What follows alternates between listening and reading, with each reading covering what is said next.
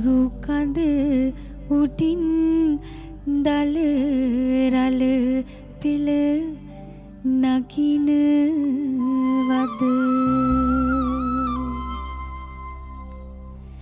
සීතල සුළඟ රළුවට ඇඟ වැදිනවද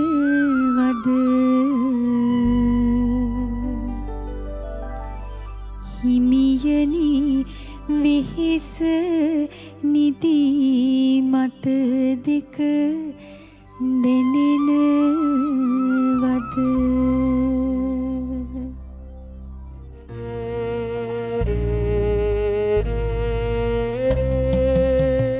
පාලු පැලේ මට තනි නෑ හිමියනේ සිත සංකා ගන්න ඉපා හිමියනේ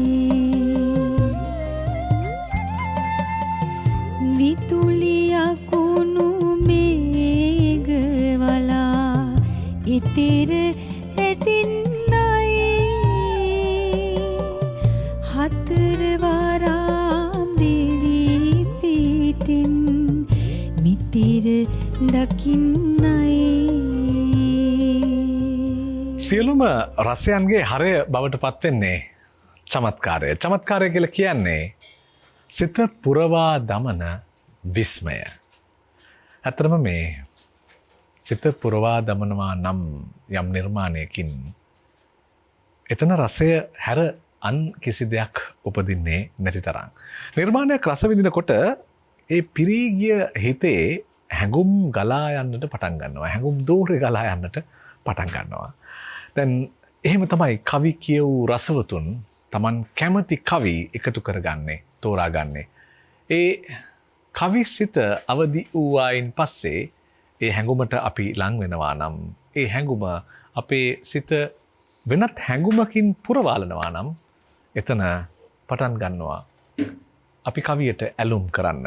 එහෙම කවි රස විඳිනා දුලබ මිනිසත් පරපුරේ රජරට වෙල් ඉපනැලි දිගේ හමාගෙන එන තාම නැවුම් මීමල් සුවඳක් වගේ හැමදාමත් අපිට ලෙන්ගතු වන ප්‍රකට ප්‍රවීණයෙක් ඒ වගේම ගුරුවරයෙක් අපිත් එක්ක ඉන්නවා. කොටිම කියනවා නම් මගේ ඇසට අසුවන මායිමේ ඉන්නවා. අයිවන් මහින්ද දිසානායක ගුරුතුමාට ගුරුන්ටත් ගුරු වූ පද රචකයෙක් ගී පද පරම්පරාව රජරට කලාපයෙන් නියෝජනය කරමින් අපේ රටටම සරු ගී අස්වද්දන්නට ඉමහත් දායකත්වයක් ලබා දුන්නු පද පරම්පරාවේ රචකයෙක්.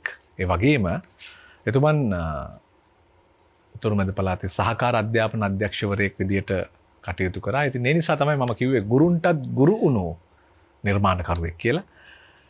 අපිට අවසර දෙන්න කවි තෝරන ගමන පටන් ගන්න. අතරම මේ සිංහල භාෂා ගුරුවරයෙක් අධ්‍යාපනවේදියෙක් නිසා මේ භාෂාවත් එක්ක පැටලිච්ච රිද්මේ රසභාව ඉතාම හොඳින් හොයාගන්න ඔබට පුළුවන්කම ලැබෙනවා. කොහොමද මේ භාෂා ඇල්ම කැමැත්ත ඇති වෙන්නේ?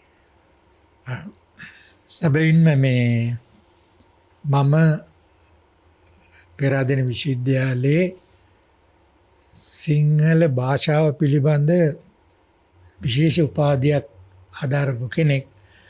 විශේෂයෙන්ම අපිට උගන්වපු ඒ ආචාර්ය මහාචාර්යවරුන්ගේ මඟ පෙන්වීම සහ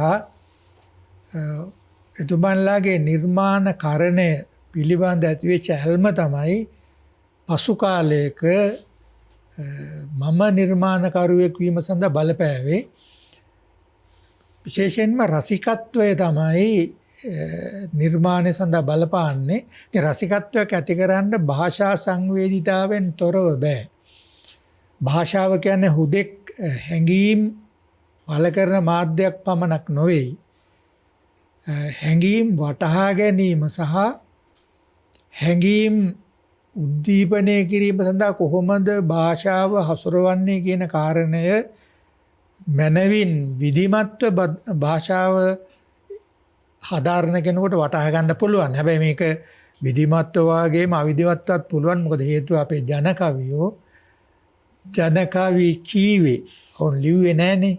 ජනකවි කීවේ ගායනා කළේ ඔවුන්ට ඒ ජීවත් වීම තුලින්ම භාෂාව හැසිරීම තුලින්ම ලබාගත් දැනුම නිසා කියලා තමයි මම විශ්වාස කරන්නේ.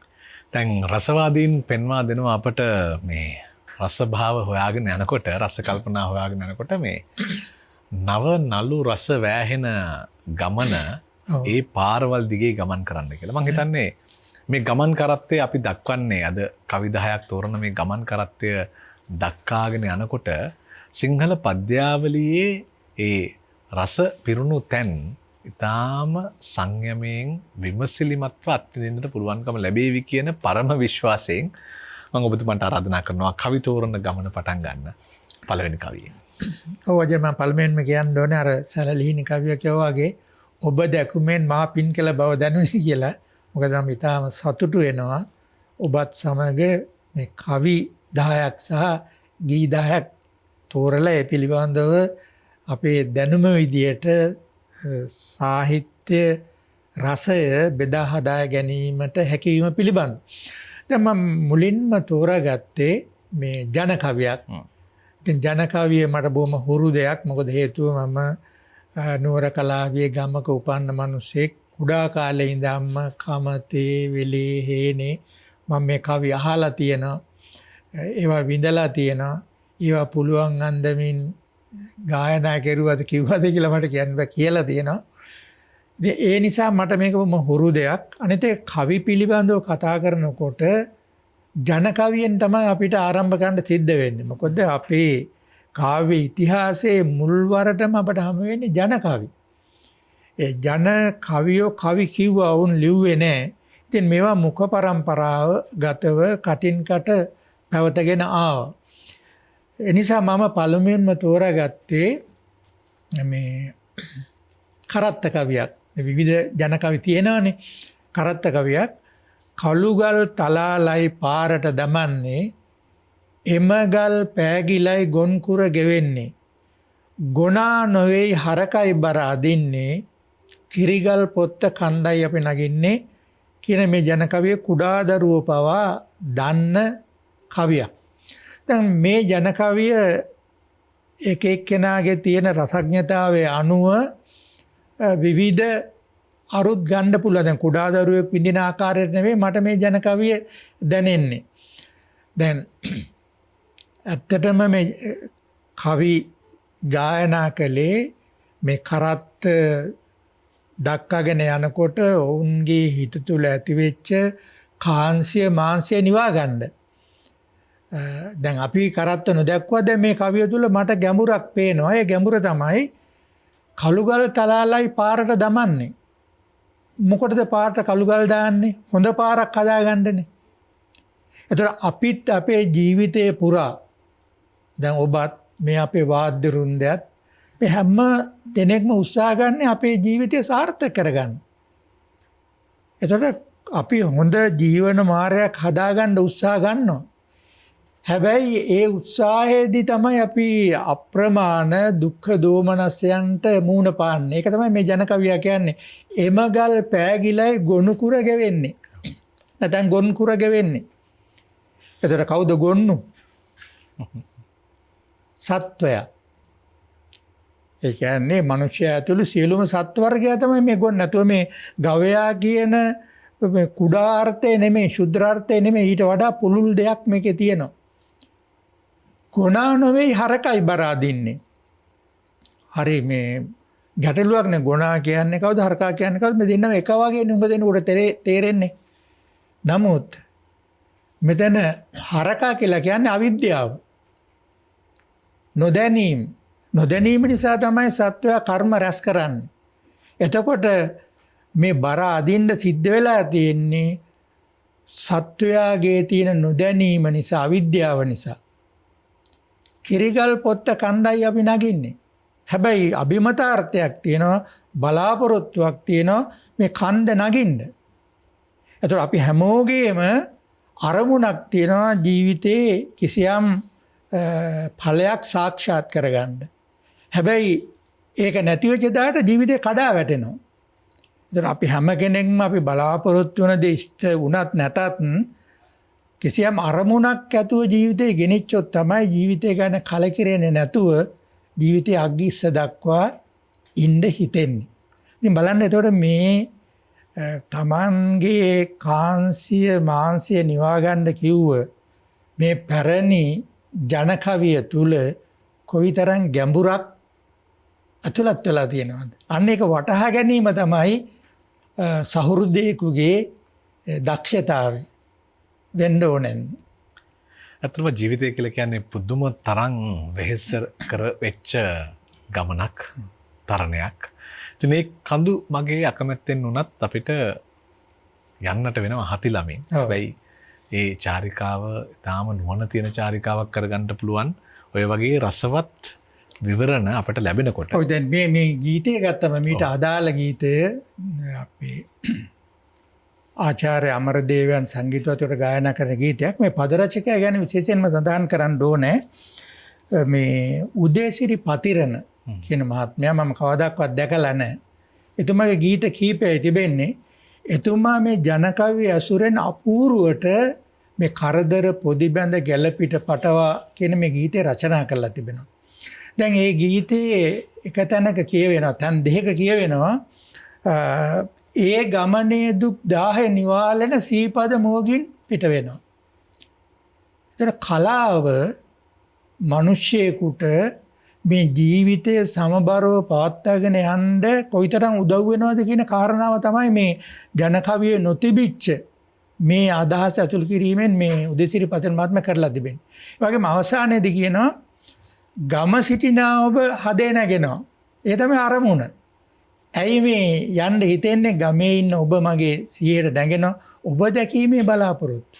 එනිසා ජනකවිය හුදෙක් ඒ විදිහටම ගේය පදමාලාවට ගත්තා නෙමෙයි, නැත්නම් ගී පදමාලාවට ගත්තා නෙමෙයි. ඔහු අලුතෙන් දෙයක් මීට එකතු කරලා තිබෙනවා.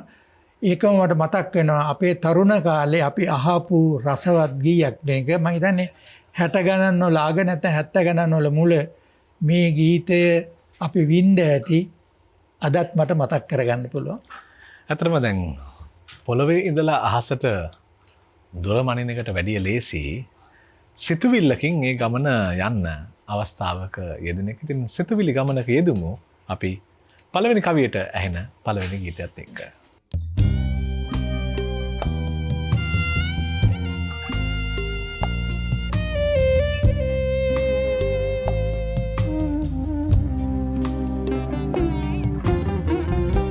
කරදර පොදි බැඳ ගැලපිට පටවා කරුමයේ කළු ගොනු පෙරටුවේ බැඳගෙන මේ ජීවන මඟ අප යනවා ඒ ගමනේ දුක් 10 නිවාලන සීපද මුවගින් පිට වෙනවා සීපද මුවගින් පිට වෙනවා.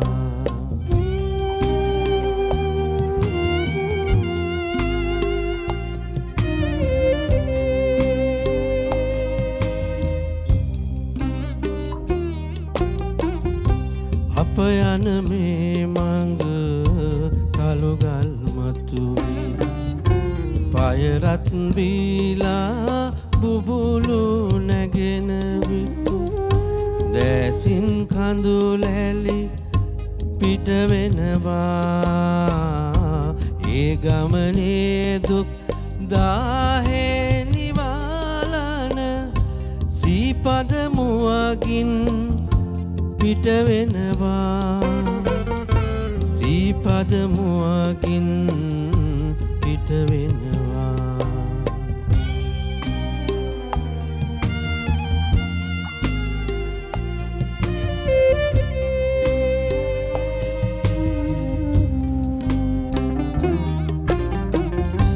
කිරිගල් පොත්තේ කන්ද මම සිටිනා ඔබ හදේ ඇඳෙනවා ඒකෙන් ගමනට හිත දෙනවා ඒ ගමනේ දුක් දාහේ නිවාලන සීපද මුවගින් පිට වෙනවා සීපද මුවගින් පිට වෙනවා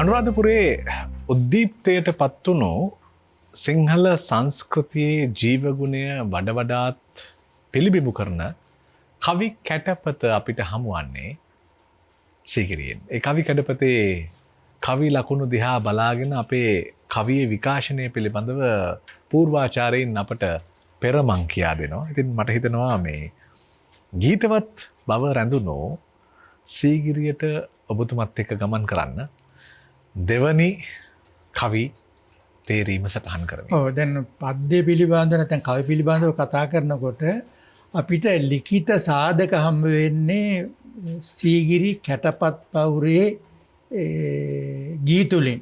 ගීත නෙවෙයි ගීතුලින්. ඒකට ගී කියන්නේ හේතුව තමයි වැඩි ප්‍රමාණයක් ලියවිලා තිබෙන්නේ ගී ආකෘතිය නිසා.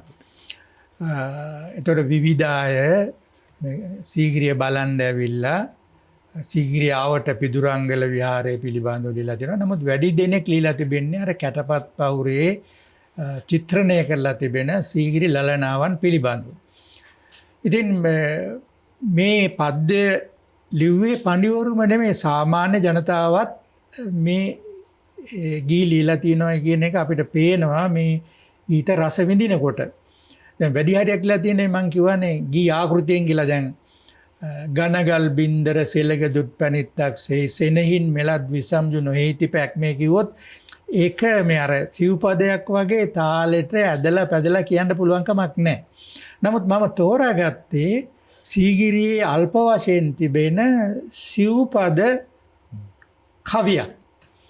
ඒ තමයි කොමුල් අමඩ් ලෙඩ් ලිනොසී ඒ බොන්ද මියුර් යහ බැසි එකපල් දලවන් දිගැසි මන ජල්වයි සිත් නුමුසි. දැන් මේ කවියා මේ සීගිරි ලලනාව නැත්නම් ලලනාවන් උපමා කරලා තියෙන්නේ කොමඩු ගෙඩියකට. දැන් බලන්නකො මේ උපමාවෙම තියෙන ස්වරූපය.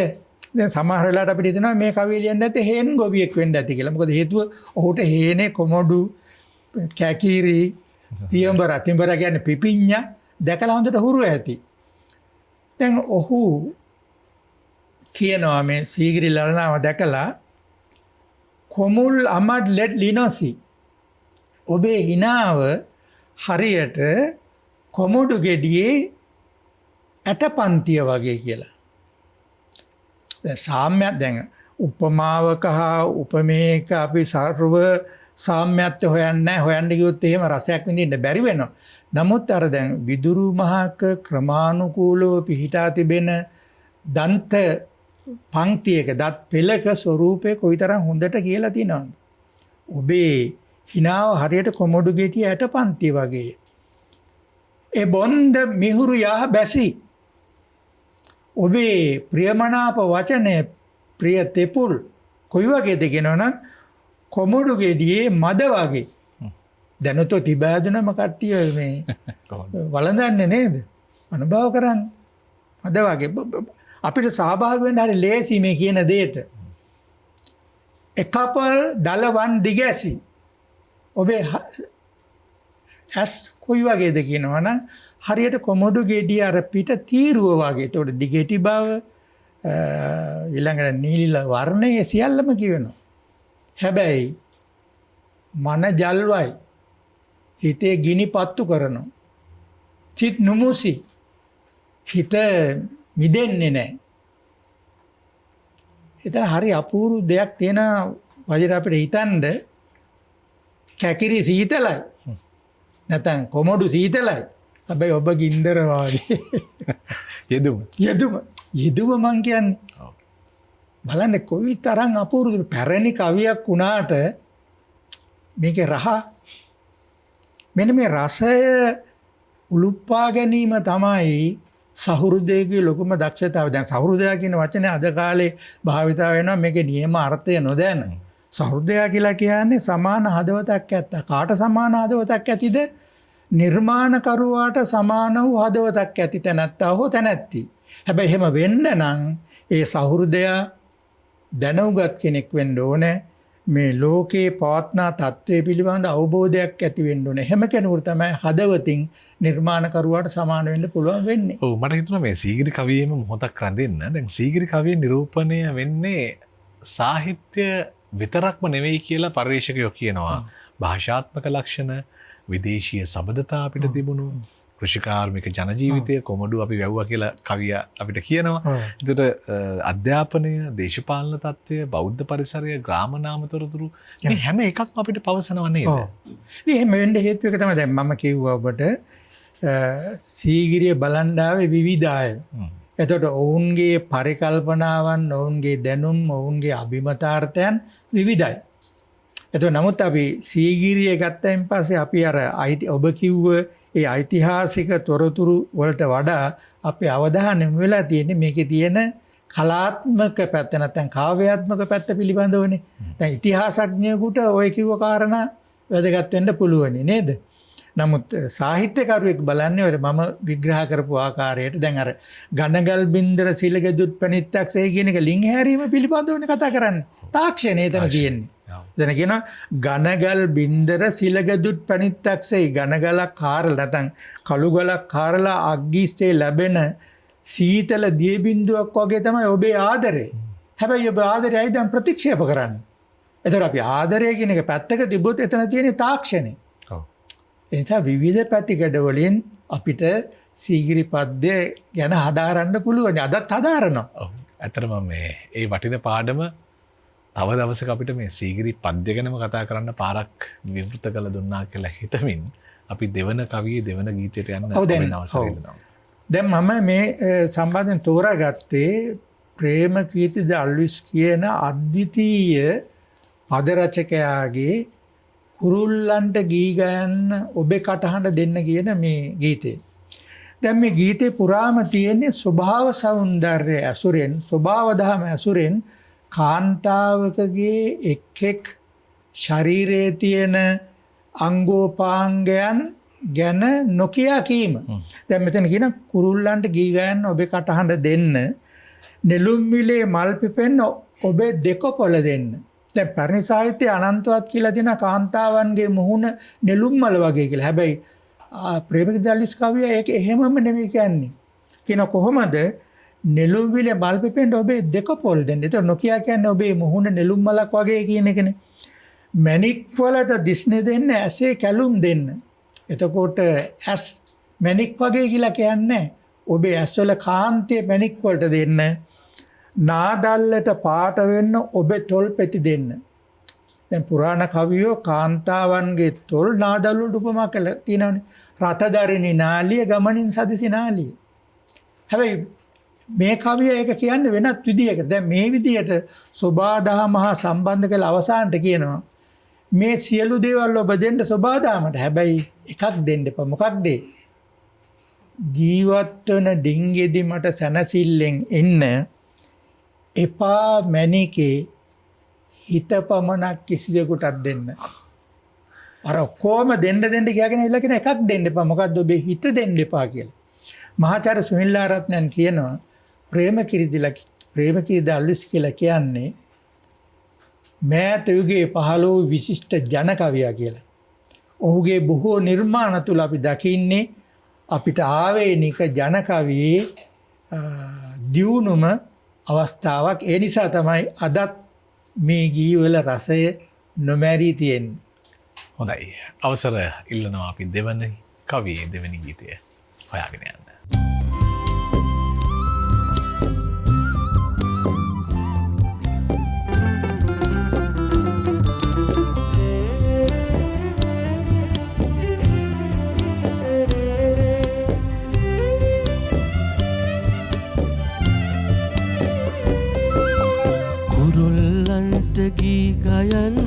ඔබේ කටහඬ දෙන්න නෙළුම් විලේ මල් පිපෙන්න ඔබේ දෙකොපොළ දෙන්න මැණික් වලට තිස්නේ දෙන්න ඇසේ කැලුම් දෙන්න නාදල්ලට පාට එන්න ඔබේ තොල් පෙති දෙන්න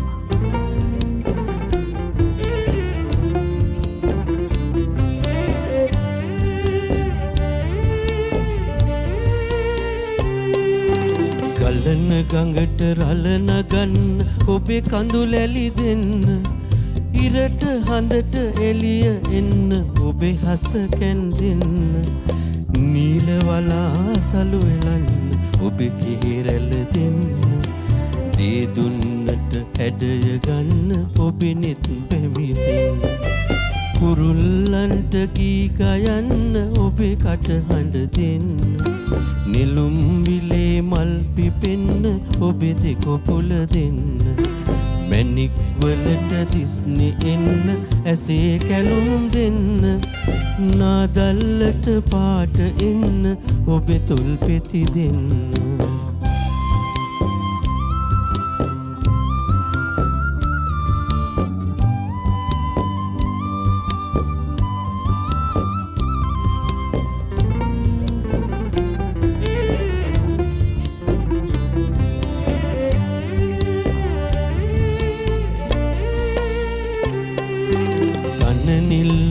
ඔබේ දෙපතුල මොල කැටි බව දෙන්න නල රැල්ලට ඔබේ සුසුම් වල සිහිලස දෙන්න ජීවත් වන ඩිංගට මට සැනසිල්ලෙන් ඉන්න එපා මැණිකේ සිත පමණක් කිසිවෙකුටත් දෙන්න එපා මැණිකේ සිත පමණක් කිසිවෙකුටත් දෙන්න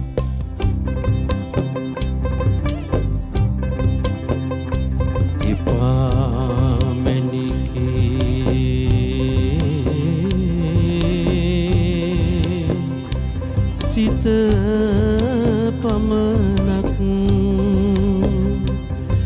කිසිවෙකුටත් දෙන්න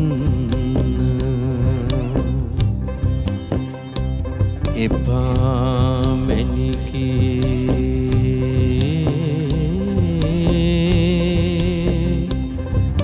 සිත පමණක් කිසිවෙකුටත් දෙන්න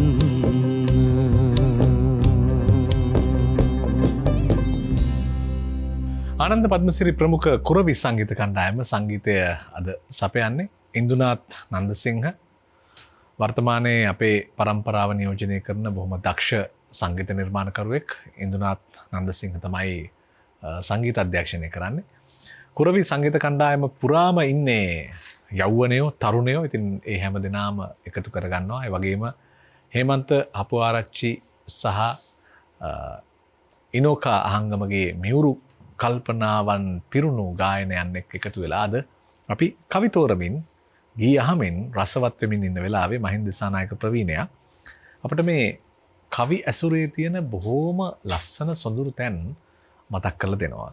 දැන් හෙළ කව් ලැකියේ තියෙන විශිෂ්ටතම පද්‍ය කාව්‍ය අපේ හෙළ කවියේ මහා කාව්‍ය විදියට හඳුන්වන කව් සිළුමිණ ඔබතුමන් අපට කතාවට මාතෘකාවක් කරලා කවියක් තෝරලා දෙනවා. මම හිතනවා මේ අර කව් ලැකිය පිළිබඳව සහ ලෙව් ලැකිය පිළිබඳවත් මතක් කරලා මේ අපි කතා බහට ප්‍රවේශ කරනවා. කව් ලැකිය ලෙව් ලැකිය කියලා දෙකක් ගැන අපිට උගන්වනවා සාහිත්‍ය විචාරයේ.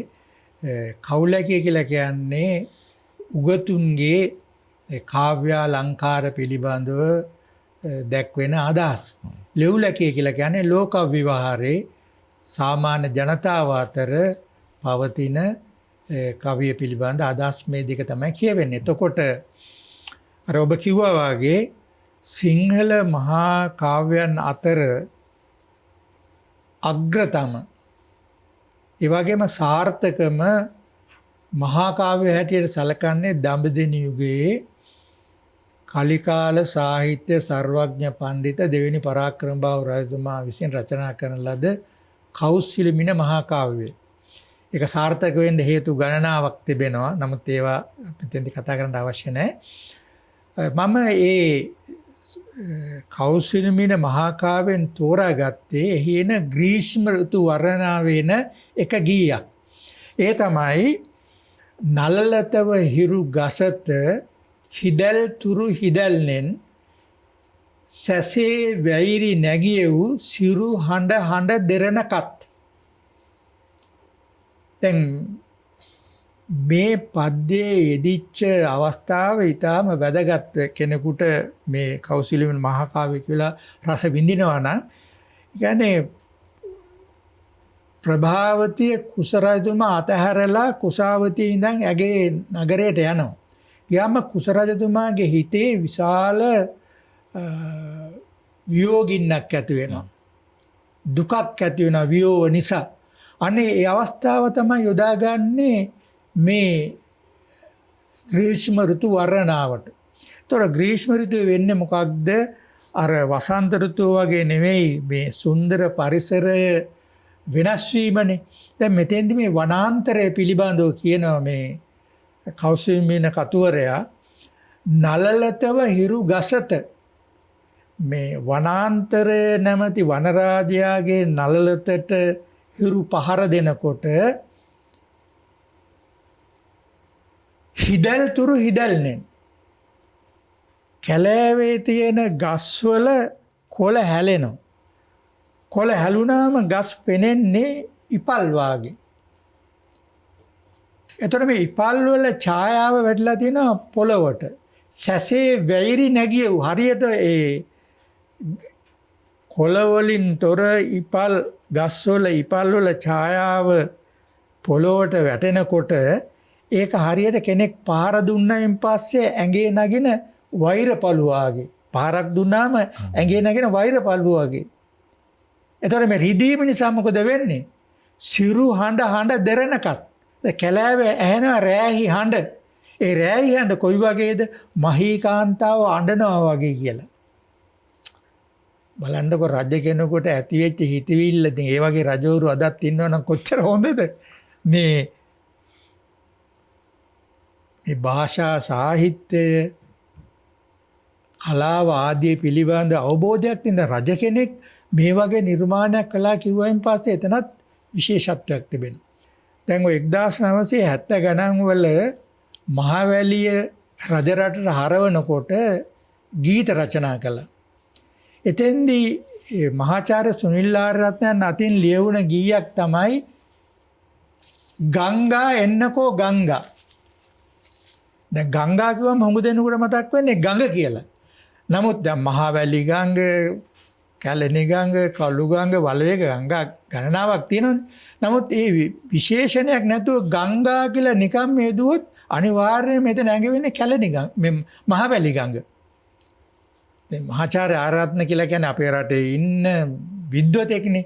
එතුමා කියනවා ගංගා එන්නකෝ ගංගා. මම බලා හින්දින්නේ ඔබ එනතුරු ගංගා. සමහර කෙනෙක් හිතන නැති මේ කාන්තාවකට ගංගාව කියලා කියනවා.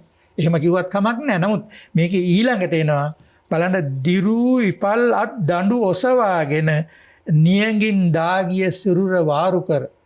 අර කෞසිලමිනේ කිව්වනේ සැසේ මේ නලලතව හිරු හිදල් තුරු හිදල්නෙන් කියන එක තමයි මේ ඇවිල්ලා තියෙන්නේ. දුරු ඉපල්ලත් දඬු ඔසවාගෙන නියඟින් දාගිය සිරුර වාරු කර බලා සිටිද්දීම අහක බලාගෙන ගලා ගියා. ඔබ මුහුදරනේ ගලා ගියේ. බලන්න නෑ නේද ඉතින් ඔබ අහක බලන් යන්නේ. මෙහෙම යොදන්න පුළුවන්ද? මං කියන්නේ ප්‍රතිභා සම්පන්න නිර්මාණකරුවෙකුට අරුණකොට මේ වාගේ දැනෙන්න ලියන්න බෑනේ. ඊළඟට එතුමා ලියනවා පිපුරුණු දෙතොලින් අහස බලාගෙන දියපොද රහිතව අකලට මාළුව. මට ඊටාම දැනෙච්ච තැනක් තමයි මේ දියපොද රහිතව අකලට මාළුව. අපි ওই මහවැලියේ උතුරට හරවන්න ඉස්සෙල්ලා නැත්නම් උතුරුමැද පළාතට එන්න ඉස්සෙල්ලා අවුරුදු 4-5 ඉඳලා තියෙන වැහි පොදක් නැතුව වතුර ටිකක් බොණ්ඩ වැව හිඳුනම මේ පැලිලා තියෙන වැවේ මැද්දේ වලක් කාරලා ඒ බොර වතුර අරගෙන බීලා තියෙනවා. එතකොට අපේ පළාතේ අපේ මුතුන් මිත්තෝ කලට නෙමෙයි මහලුනේ අකලට මහලු වෙලා තියෙන්නේ. ඇයි? ජීවත් වීම සඳහා මහා පොළොවත් එක්ක ඔට්ටු වෙලා මහා කැලෑවත් එක්ක ඔට්ටු වෙලා හරියට බොණ්ඩ වතුර ටිකක් නැතුව නාගන්න වතුර ටිකක් නැතුව හරියට කණ්ඩ දෙයක් නැතුව ඉතින් අකලට මහලු වෙනවා කියන එක අහන්න දෙයක් නෙවෙයිනේ. ඒ නිසා මම හිතනවා මේ ගීතේ මට ඉතාම දැනෙච්ච මම මේ පළාතේ කෙනෙක් නිසාද මම දන්නේ මේ අකලට දියපොද රහිතව අකලට මහලු කිව්වාම ඒ පරිපීඩිත తত্ত্বය විඳ වේදනාව අපූර්වට කියවෙන හඬා වැටෙද්දීම පෙනෙන ඉසව්වෙන් මූදු ගියා ඔබ නෑ නේද ඉතින් ඔබ අහක බලන් යන්නේ. මේ ගීතය ඇහෙන නිරන්තරව මට කෞසලමිනේ අර ඉහත ගීය මතක් වෙනවා. හොඳයි තුන්වන කවියේ තුන්වන ගීතයයි අපි අහන්නේ අද කවිතායට ගිදහක් වන ස්ථානයේ.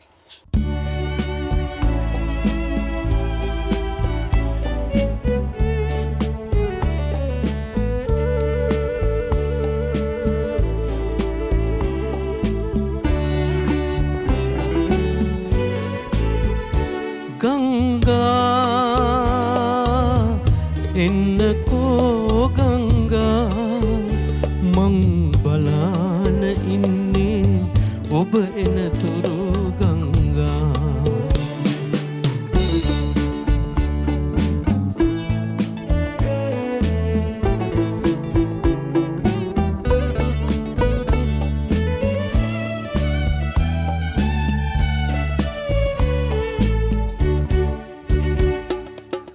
දිරු ඉපල් අත් දඬු ඔසවාගෙන නියඟෙන් දාගිය සිරුර වාරු කර දිරු ඉපල් අත් දඬු ඔසවාගෙන නියඟෙන් දාගිය සිරුර වාරු කර බලා සිටිද්දී මා අහක බලාගෙන කලා ගියා ඔබ නෑ නේද ඉතින් යලි අහක බලන් යන්නේ ගංගා එන්නකෝ ගංගා මං බලාන ඉන්නේ ඔබ එනතුරු ගංගා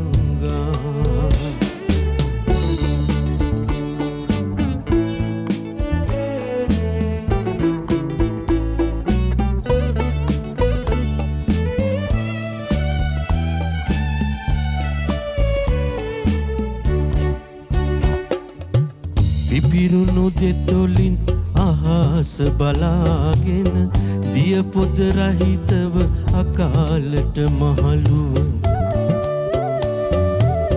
පිපුරුණු දෙතොලින් අහස බලාගෙන දියපොද රහිතව අකාලට මහලුව හඬා වැටෙද්දී මා පෙනෙන ඉසව්වෙන් මූදු ගියා ඔබ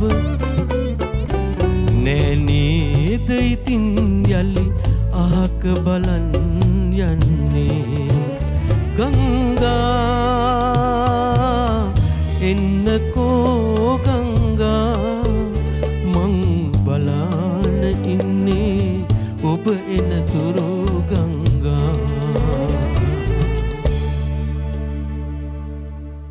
රිද්ම ලයමාන එලිසම අනුප්‍රාස යමක චිත්‍රබන්ධන ප්‍රහේලිකා මේ ආදී වූ විවිධ ආකාරයේ තැන්වල අපට රැඳෙන්න අද කවි 10ට ගීතයක් වැඩසටහන උදව් වෙනවා. මොකද සිංහල භාෂාව පිළිබඳව මනා හැදෑරීමක් තියෙන භාෂා ශාස්ත්‍රඥයෙක් අද කවි තෝරන්න ඇවිත් ඉන්න නිසා මහින්ද දිසානායක ප්‍රවීණයා එක්ක අතරම මේ සිංහල භාෂාව සිංහල සාහිත්‍ය හදාරන දරුවෙකුට ඔබ නැවත නැවතත් පෙන්විය යුතු එතුමාගේ විවරණ පැහැදිලි කර දීම ඒ තරම් අලංකාර කවිමාලාවන් ඔබ අපිට තෝරා දෙනවා. අපිට අවසරයි ඊළඟ කවියට යන්න.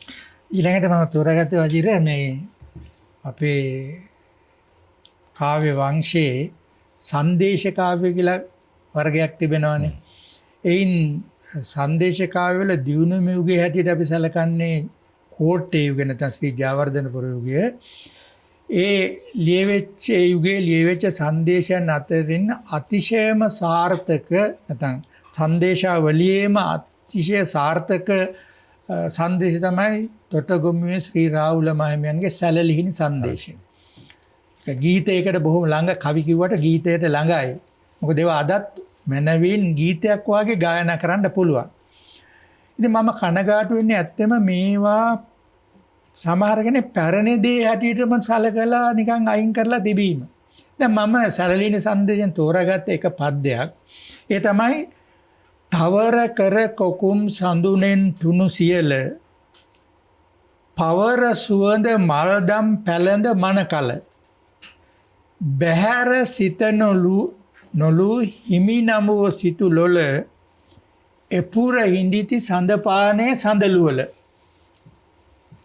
මේක වර්තමානයේත් කොයිතරම් ගැලපෙනවද මේ කියන අදහස.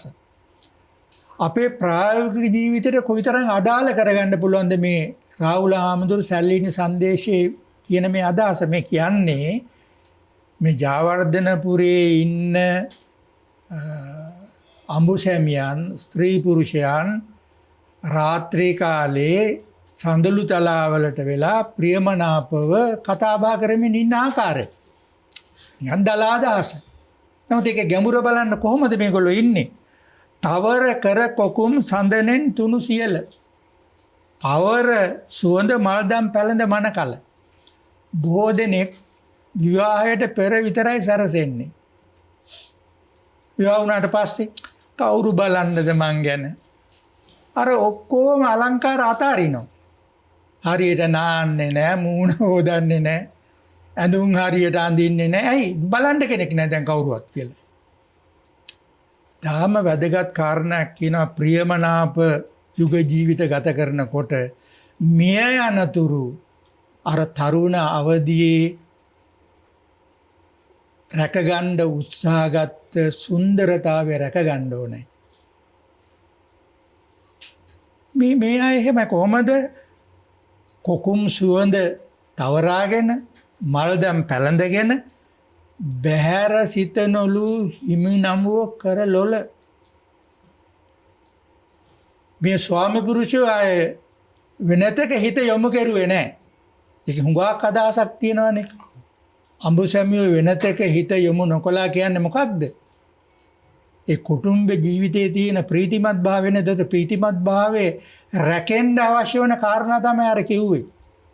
අවසානයේදී කියනවා එපුර ඉඳිති සඳපානේ සඳලුවල. අද හුඟක් අඹුසැමියන්ට කතා කරන්න වෙලාවක් නැහැ.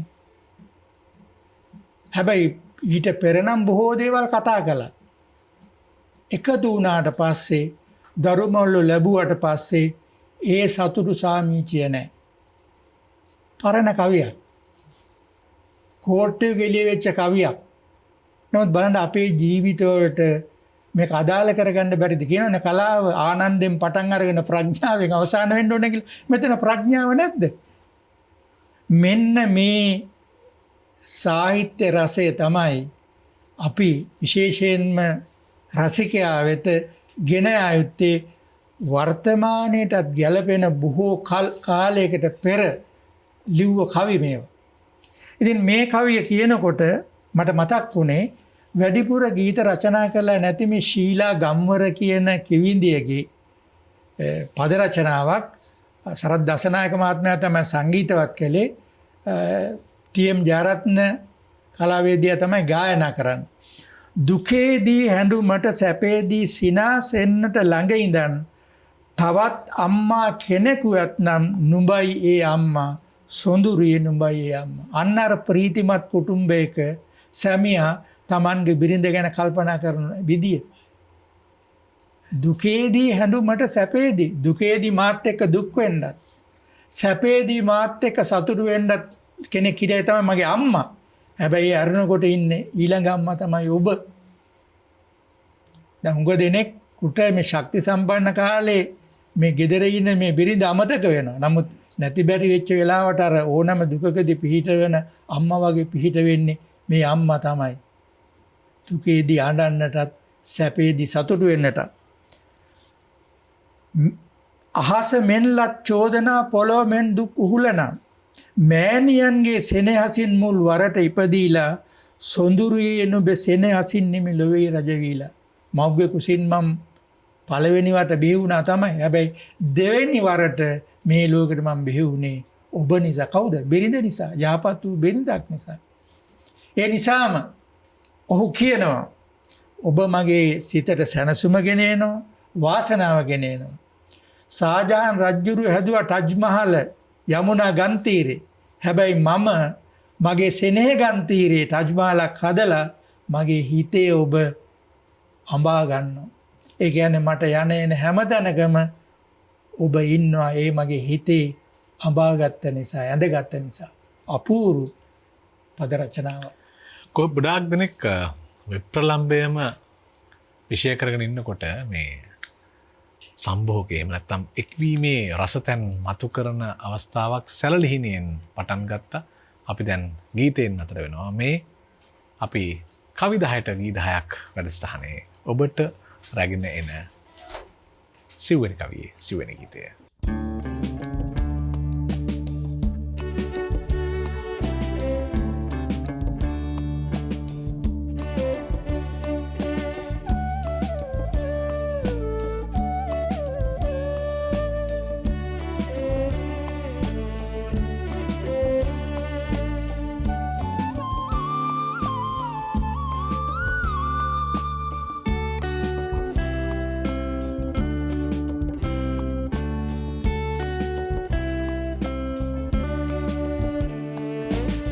දුකේදී හැඬුමට සැපේදී සිනාසෙන්නට ළඟ ඉඳන් තවත් අම්මා කෙනෙක් නැත්නම් නුඹයි ඒ අම්මා සොඳුරී නුඹයි ඒ අම්මා.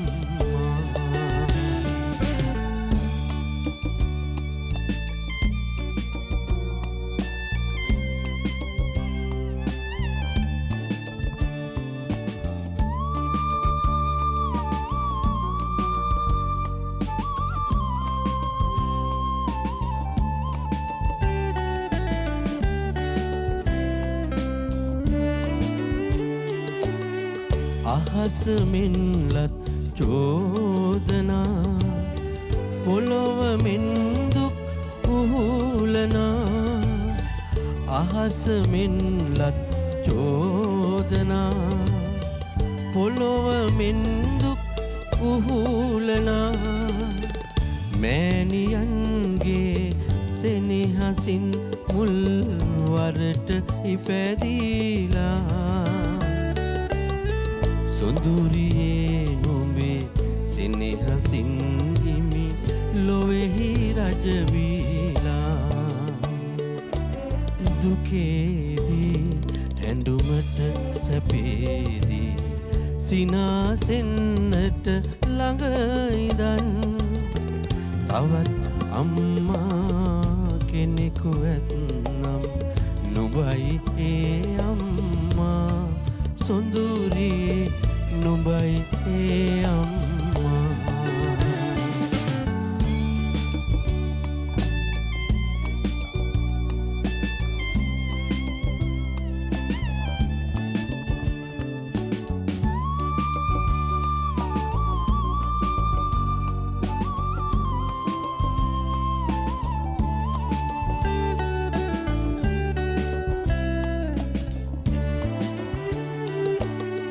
සිතට සැනසුම් කල්පනා ගෙනෙන බාධා වාසනා.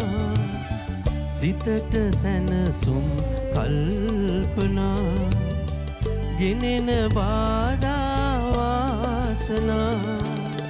තනාටත් මහලයක් පිවිතුරු සෙනෙහගං තීරේ සොඳුරියේ නුඹේ රුව ගමා ගමි මහද මන්දිරේ දුකේදී හැඬුමට සැපේදී සිනාසෙන්නට ළඟ ඉඳන් තවත් අම්මා කෙනෙක් නැත්නම් නුඹයි ඒ අම්මා සොඳුරේ නුඹයි ඒ අම්මා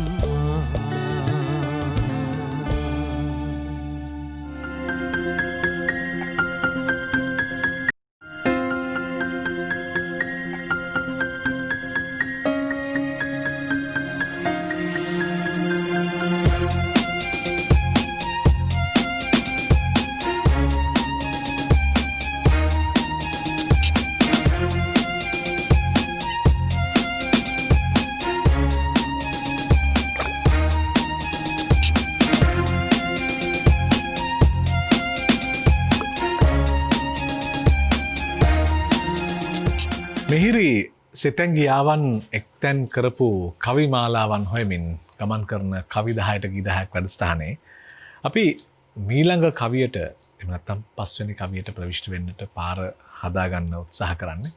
සාමාන්‍යයෙන් අපි විශ්වාස කරනවා කවි ලියන්න, කවි කියන්න, රස විඳින්න හිතන්නේවත් නැති බහුතරයක් ඉන්න පාර්ලිමේන්තුවක් අපිට තියෙන්නේ කියලා. හැබැයි දැන් සුදු ලියලා සුදු වතින් සැරසිලා පාර්ලිමේන්තුවත් නියෝජනය කරපු කවියෙක් KS එහෙම නැත්නම් KAS කලලැල්ලේ සාගර පලන්සූරිය කවියා. ඉතින් එහෙම යුගයක් පිළිබඳව මතක් කරන්න හොඳ වෙලාවක් ඔබ අපිට හදලා දෙනවා මේ කවියත් එක්ක. අර මම කිව්වා වගේම අර මලින්ගෝක දැන් ඇතම් පාලකයෝ නිර්මාණකරුවෝ බවට නැත්නම් නීති පනවන්නෝ ව්‍යවස්ථාදායකයෝ ඉන්න අය බුද්ධිමත් ප්‍රඥාවන්ත කවියොත් ඉඳලා තියෙනවා දැනුත් නැතුවම නොවේ. දැන් මීළඟට මම තෝරාගත්තේ මේ KS කවියාගේ සාගර පලන්සූරිය කවියාගේ දීවරී ගීතේ එන එක පද්‍යයක් මතක් කරන්න මුලින්ම කොළඹ කවියේ දෙවන යුගයට අයත් වෙන කවියෙක් තමයි සාගර පලන්සූරිය කවියා. සිංහලේ මහා ලේඛකයා හැටියට අපි සලකන මාර්ටින් වික්‍රමසිංහ ශූරීන්ගේ ඇගයුමට ලක්වෙච්ච කොළඹ කවියෝ දෙන්නෙක් හිටියා. එයින් එක්කෙනෙක් තමයි KS, අනෙත් එක්කෙනා තමයි විමලරත්න කුමාරගම. දැන් මේ දීවරී ගීතේ එනවා කවියක්, ඒ කියන්නේ පද්‍ය පන්තියක්. ඒක එක කවියක් මේ. හබලට ඔබේ සවි බලාත රිදෙනවද? ඔරු කඳ උඩින් දල රළ පෙළ නගිනවද? සීතල සුළඟ රළුවට ඇඟ වැදෙනවද? හිමියනි වෙහෙස නිදි මත දෙක දැනෙනවද? දැන් ජීවර ජීවිතයක සැමියා හවස මූදු යනවා. ආපහු එන්නේ පහුවෙන්දා. ඉතින් ඒ ගමන හරි ජීවිතය පිළිබඳ තීරණාත්මක ගමනක්. ඒ වගේ වෙලාවක පැලේ තනි වෙච්ච දීවරයාගේ බිරිඳ මූදුගිය සැමියා පිළිබඳව කල්පනා කරන ආකාරයෙන් තමයි මේ පද්‍ය පන්ති ලියවිලා තියෙන්නේ. ඉතින් මේක මේ තරම් අපිට දැනෙන්නේ කිසියම් ඥාතිත්වයක් නිසා. ඒ තමයි අර යසෝදරාව තේන යසෝදරාවගේ හිමයේ ගොසින් මල් යහනක නිදනවද? කොමල අනගි සිරිපා දෙක රිදෙනවද? හිගේ නැතිව දෙවියෝ මුර කරනවද? මගේ යත් රජුනි හිමි ඔබ කොතැනකද? මේ යසෝදරාවත කියවලා තියෙන රස විඳින කෙනෙකුට විඳලා තියෙන කෙනෙකුට මේ දීවරී ගීතය අහනකොට එකපාරටම ඒ යසෝදරාව Tamanගේ ස්වාමියා පිළිබඳ හිතපු ආකාරය මතක් වෙනවා. හැබැයි පරිසර දෙකක්. ඒක අපි වටහා ගන්න ඕනේ. අනෙක් කාරණාව තමයි මෙතෙන්දි මට කියන්න අවශ්‍ය දෙයක් තමයි දැන් අපි බොහෝ දෙනෙක් මෙතෙක් කාලයක් මේ යසෝදරාවත ජන කවියෙකුගේ කර්තෘ අඥාත කර්තෘරයා කවුද කියලා දන්නේ නැති කවියෙකුගේ නිර්මාණයක් හැටියට කිව්වේ. නමුත් මෑතක අදහසක් ඉදිරිපත් වෙලා තියෙනවා. ගම්පල යුගයේ හිටිය බෝපිටියේ නිරිඳුගේ වැඩිමහල් දියණිය මේ යසෝදරාවත රචනා කළා කියලා. මොකද ලංකාවේ හිටියා සිවිල් නිලධාරියෙක් ඉංග්‍රීසි ජාතික හිව් නෙවිල් කියලා. ඔහු බොහෝ ලිපිලේඛන ලංකාවේ තිබිච්ච ඒවා ප්‍රධාන්‍ය කෞතුකාගාරයට ගෙනහිල්ලා තියෙනවා. එහි ලැබිච්ච පිටපතක සඳහනක් අනුව දැන් මේ යසෝදරාවතේ කර්තෘ කෙනෙක් ඉන්නවා කියන මතය දැන් ගොඩ නැගිලා තිනවා. ඒ පිළිබඳව විද්වතුන් තවදුරටත් හොයා බැලීම වුන්ගේ කාර්යයක්. කෙසේ නමුත් ඒ යසෝදරාවත හැම දෙනාගේම ගෞරවයට ලක්වෙච්ච කාව්‍ය කෘතියක්. ඉතින් දැන් මේ කේස්ගේ මේ කවිය තුළින් එයාර දීවර සැමියා මුහුදු ගියාම ගෙදර තනි වුණාම ඇතිවන පාළුව ඔහුගේ දුක සැප පිළිබඳව නිරන්තරයෙන් හිතීම අපූර්වට කියවිලා තියෙනවා. මේ පද්‍යයේ දිගටම පද්‍ය පන්තියේ දිගට මේ කාරණාව කියවිලා තියෙනවා. රස විඳින කෙනෙකුට ඒක තව දුරට කියවලා රස විඳින්න පුළුවන්. දැන් මේ හා සම්බන්ධව මීට එකෙල්ලේම අදාළ වෙන ගීයක් අපේ ගීත රචක පරපුරේ හිටිය විශිෂ්ට ගීපද රචක ආචාර්ය අජන්ත රණසිංහයන් එතුමා ලියලා මේ අමරා රණතුංග මහාචාර්යතුමිය සංගීතවත් කොට ගායනා කළ ගීතයක් තියෙනවා. පාළු පැලේ මට තනි නෑ හිමියනේ, සිත සංකා ගන්න එපා හිමියනේ, විදුලි අකුණු මේඝවලා එතර ඇදෙන්නයි, හතරවරන් දෙවි පිහිටෙන් මෙතර දකින්නයි. දැන් මම දර කේස්ගේ කවියේ හිතනවා වගේ බිරිඳ ස්වාමියා ගැන හිතනවා වාගේම මේ ගීතෙත් ඇය කියනවා ඔබට මා ගැන හිතනවා ඇති, මම ගැන දුක් වෙන්න එපා, මං ගැන සංකා ඇති කරගන්න එපා, මට කරදරයි මං දුක් වෙනවා කියලා. ඔබ ගිය කාර්යය කරගෙන පහුවෙන්දා එන්න මාව බලන්න. බාධක දුක් දුරු වීලා ගිය කාර්ය හරියනවා. මගේ දෙවියෝ උදැනැක්කේ වෙරළ දිගේ ගෙට එනවා. මගේ දෙයියා, මගේ දෙවියෝ.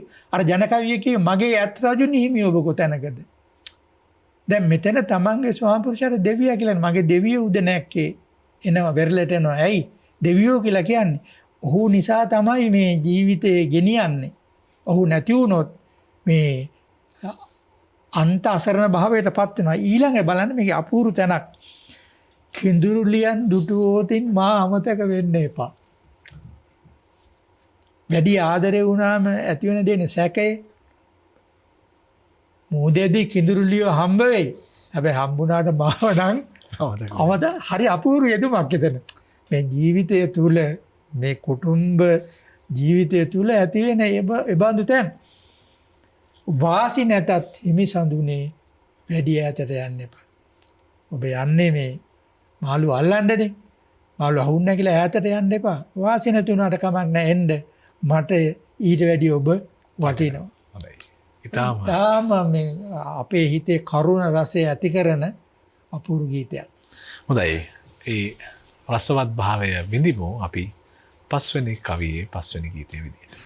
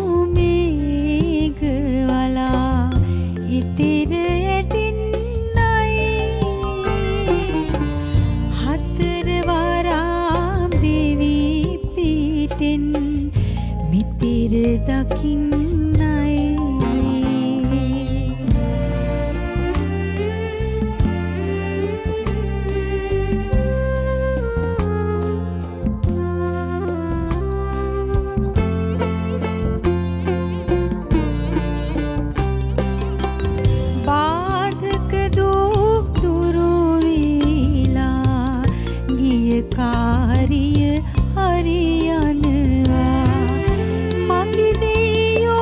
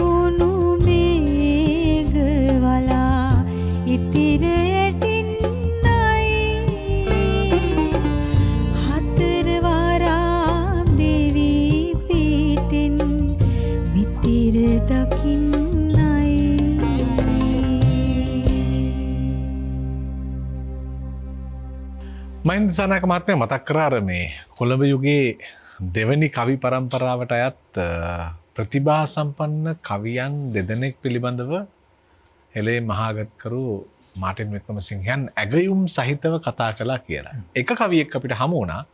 දැන් හමු වෙනවා තවත් කවියෙක්. ඔව් දෙවෙනි කවිය තමයි විමල් රත්න කුමාරගම කවියා. එතුමත් මේ අපේ නුවර කලාවයට සම්බන්ධයි රජරට සම්බන්ධයි. මොකද එතුමාගේ සේවයෙන් වැඩි කාලයක් ඒ ප්‍රදේශයේ විශේෂයෙන්ම පුත්තලන් දිස්ත්‍රික්කයේ සහ අනුරාධපුර දිස්ත්‍රික්කයේ ගත කරපු නිසා එතුමා ලැබපු සැබෑ අත්දැකීම් ඇසුරෙන්ම නිර්මාණය වෙච්ච කවි රාශියක් තිබෙනවා. ඒ නිසා මේ වගේ තියෙන අව්‍යාජත්වය නිසාම මම හිතන්නේ රසිකයා එතුමාගේ නිර්මාණ අගය කරනවා. දැන් ඉන්නේ එක් කවියක් තමයි වැරහැලි දරූ දරුවෙකු මගදි හමු වුණේ තෙරුවන දනිද්දැයි ඇසු විටදි වැනි වැනි දුන් පිළිතුරෙන් මම මහපාරේ තනුනි තාත්තගේ කකුල මහපාර බඩගිනි. මේක තනි කවියක් හැටියට පද්‍ය පන්තියක තියෙන කවියක් හැටියට නෙමෙයි තනි කේවල පද්‍යයක් හැටියට තමයි එතුමාගේ නිර්මාණ සංග්‍රහයන් අතර අපි දකින්නේ. වදිර දැන් කතා කරනවානේ හැමදාම ලෝක ළමා දිනය වෙනුවෙන් මේ රටේ අනාගතයේ දරුවන්ගේ වටිනාම සම්පත දරුවෝ හොඳම දිය යුත්තේ දරුවන්ට එදා ඉඳන් අද දක්වත් කතා වෙනවා. දැන් විමල් රත්න කුමාරගමයන් මේ පද්‍යම රචනා කරන්න ඇත්තේ 1960 ගණන් වල විතර. මොකක්ද මේ කවියෙන් අපිට කියවෙන්නේ? අපි ජීවත් වෙන මේ රටේ තියෙන සමාජ ආර්ථික දේශපාලනය පිළිබඳව සැප විඳිය යුතු අධ්‍යාපනය ලැබිය යුතු ආරක්ෂාව ලැබිය යුතු දරුවෙක් තමයි මේ කවියට මගදී හම්බෙන්නේ. නමුත් දරුවා ඉන්නේ කොහොමද? වැරහැලි ඇඳගෙන හරියට අඳින්නවත් නැහැ. හම්බුනාම අපිටම කවියා වැඩිහිටියා අහනවා තෙරුවන දන්නවද කියලා. බණ කතා කරනවා.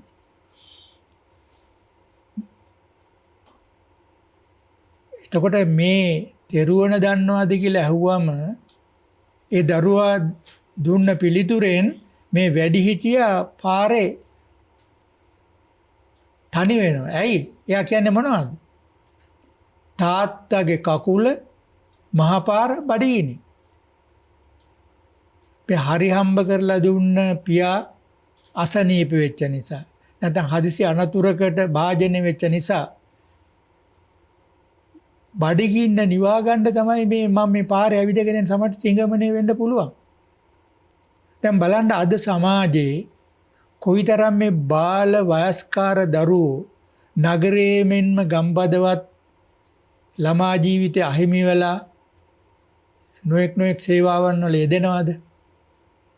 එතකොට මේ ධර්මය කියා දෙන්න නම් මූලික වශයෙන්ම කළ යුතු දේ තමයි ඔවුන්ගේ කුසගින්න නිවන්න ඕන. දැන් බුදුරජාණන් වහන්සේත් ඒක දේශනා කළානේ සබ්බේ සත්තා ආහාරට්ඨිතිකා. අපිට මේ බුදු සිරිත කියවනකොට හමු වෙන ඇතම් අවස්ථාවක බණහඬ ඇවිල්ලා හිටිය පිරිසේ කෙනෙක්ගේ හිත බණට යොමුන වෙනකොට අපේ බුදුහාමුදුරුවෝ වටහා ගන්න ඔහු කුසගින්න ඉන්නේ කියලා. ඒතකොට ආනන්ද හාමුදුරන්ට මගේ මතකයට කතා කරලා කියන ආනන්ද මහුට ඉස්ලාම කණ්ඩ දෙන්න. මොහුගේ කුසගින්න නිවන්න. ඊට පස්සේ පුළුවනි ධම් දේශනා කරන්න. දැන් මේකම පස්සේ කාලේ දැන් මේ කුමාරතුංගය මේ කුමාරගමයන්ගෙන් බොහෝ පස්සේ කාලෙක අපේ හිටියේ මහා ශ්‍රේෂ්ඨ කවියා මහගම සේකර එතුමාගේ ප්‍රබුද්ධ කියන කාව්‍ය සංග්‍රහයේ ඒ කතකයාගේ පෙම්වතියන යශෝදා ඒ ප්‍රබුද්ධ කාව්‍ය අවසාන හරියේදී කියවෙනවා යශෝදාට යශෝදා පසක් කළා මම තවත් සත්‍යයක්. මොකක්ද සත්‍යය? සාගතයෙන් පෙළෙන තැනක වගා නොවන බව ධර්මය. කණ්ඩ සිව්පසය නැති තැනක මොනවද සිව්පසේ? බඩගින්නට ආහාර, අඳින්න ඇඳුම් පැළඳුම්, ඉන්න හිටින්න තැනක් නැති මිනිස්සුන්ට ධර්මය කියා දීලා වැඩක් නැහැ. නිසා දැන් සේකර මහ කවියා කියනවා සාගතයෙන් පෙළෙන තැනක වගා නොවන බව ධර්මය මම වටහා ගත්තා යශෝදරා. මේ යශෝදා සාගින්නෙන් පෙළෙන අයට පසක් කරගත නොහැක ධර්මය. එනිසා කුමාරගම කවියා බොහෝ කාලයකට පෙර ලිව්ව මේ කවිය අදටත් වළංගුයි. අදටත් මේ තත්ත්වය වෙනස් වෙලා නැහැ. එහෙමනම් මේ තත්ත්වය වහවහ වෙනස් කිරීම සඳහා කටයුතු කිරීම තමයි මේ රටේ හැම පාලකයෙක්ගේම යුතුයකම. මෙන්න මේ අදහස මේ කවිය රස විඳිනකොට මතක් වුණා ආචාර්ය ප්‍රනීත් අබේසුන්දරයන් කලකට පෙර ලිව්වා මේ ගීතයක්. ඒ තමයි මේ තාර පාරදිග කියන මේ ගීතේ. මේ ගීතයෙන් කියවෙන්නේ දරුවෙක් නගරේ මේ ඇවිදිනවා. මේ නොයෙකුත් විසිතුරු දේවල් දකිමින් ඔහු ලොසින්ජර දිව ගන්නවා. හැබැයි ලොසින්ජර දිව ගෑවට ඔහුට අනාගතේ මුහුණ දෙන්න සිද්ධ වෙන සාගින්දර නැති වෙන්නේ නැහැ. නමුත් රූප පෙට්ටිවල මහා කෑම ಜಾති වෙන්නනවා. නිසා මම හිතනවා මේ විමලරත්න කුමාරගම කවියාගේ මේ අදහසම නැත්නම් ඔහුගේ මේ ප්‍රතිවිරෝධයම තාරපාරදිග කියන මේ ගීතේනොත් කියවෙනවා කියලා අපූර්වට. හොඳයි. 6 වෙනි කවියේ 6 වෙනි ගීතය අත්දැකීම් අනුභූතිය අත්‍යවශ්‍යයි කවියකට. එතකොට අනුභූතිය සංකල්පයෙන් පෝෂණය වුණයින් පස්සේ තව තවත් ලස්සන වෙනවා. ඉතින් මෙවන් ලස්සන කල්පනා හමු වන තැනයි කවි 10ට ගී 10ක්.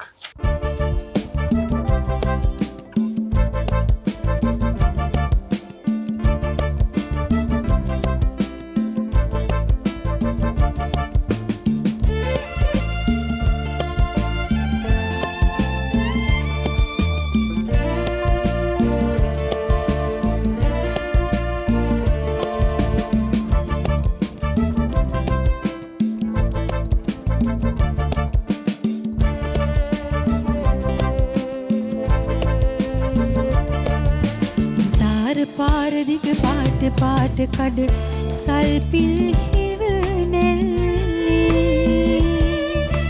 ගිනි හුළඟින් දූවිලි ඇවිලෙනවා ඒ ගින්නෙන් නුඹ දැවෙයි මලේ තාර පාරදිග පාට පාට කඩ සල්පිල් හෙවනැල්ලේ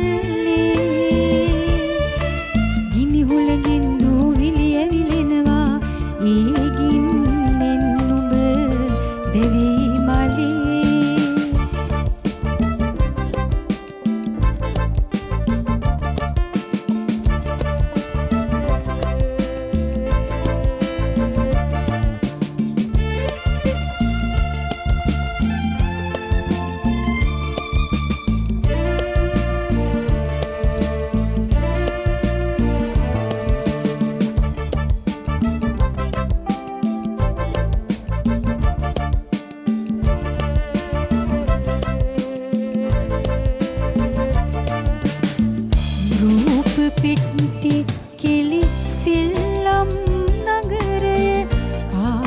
තරඟයට සූදු කෙලිනවා ජීවිතයේ රණබිමට වඩින්නට මලේ නුඹට කල දවසක් එනවා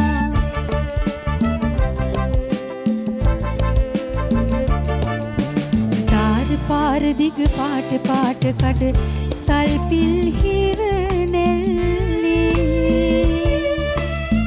හුළඟින් දූවිලි ඇවිලෙනවා ඒ ගින්නෙන් නුඹ දැවෙයි මලේ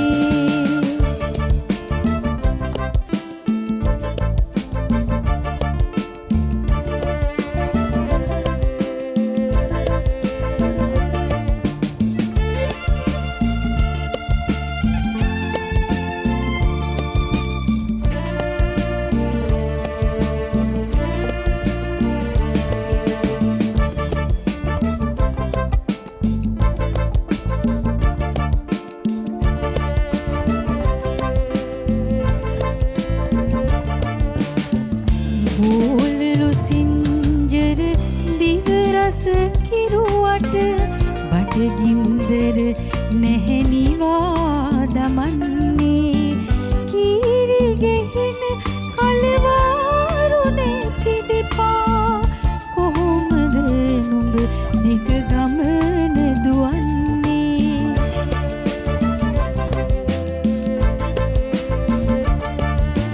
තාර පාර දිග පාට පාට කඩ සල්පිල් හිවනෙල්ලේ ගිනි හුලඟින් දූවිලි ඇවිලෙනවා ඒගින්නෙන් නුඹ දෙවී මලේ තාර පාර දිග පාට පාට කඩ සල්පිල් හිවනෙල්ලේ ගිනි හුලඟින් දූවිලි ඇවිලෙනවා ඒගින්නෙන් නුඹ දෙවී මලේ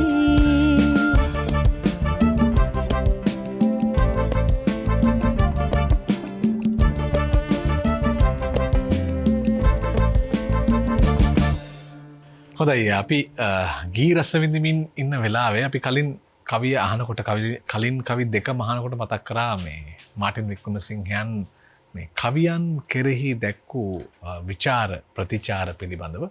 ඇත්තටම මේ මාටින් වික්‍රමසිංහයන් උත්කර්ෂයට නැගූ කවියන් දෙදෙනාම අපට හමු වුණත් එතුමන් සෙසු කවින් ගැනත් ඇතැම් වෙලාවට සටහන් තබා තිබෙන බව පැහැදිලි වෙනවා ඊළඟ කවිය දිහා බලනකොට. දැන් සිතින් මවනු ලැබූ ලෝකය විසිතුරු ලෙස වර්ණනා කරන පැරණි සිංහල කවීන් පවා නොලත් ශක්තියක් අල්විස් පෙරේරා කවියාට තිබුණා කියලා එතුමන් අල්විස් පෙරේරා කවියා පිළිබඳව පළ කළ සටහනක තියෙනවා. දැන් පී.බී. අල්විස් පෙරේරා කියන කවියා අපේ පාසල් පෙළපොත්වල අපිට නිතරම හමු වෙච්ච කවියෙක්. ඒ වගේම ඒ කවි පන්තිය අදටත් විවිධ තැන්වල මතුවෙමින් සාකච්ඡාවට බඳුන් වෙමින් උත්කර්ෂයට නැගිමින් තියෙනවා. මම හිතන්නේ ඔබතුමන් සිංහල ගුරුවරයෙක් අධ්‍යාපන වේදිකෙක් නිසා ඉතාම හොඳින් මේ කතාව අපිට කියා දෙන්න පුළුවන් කියලා.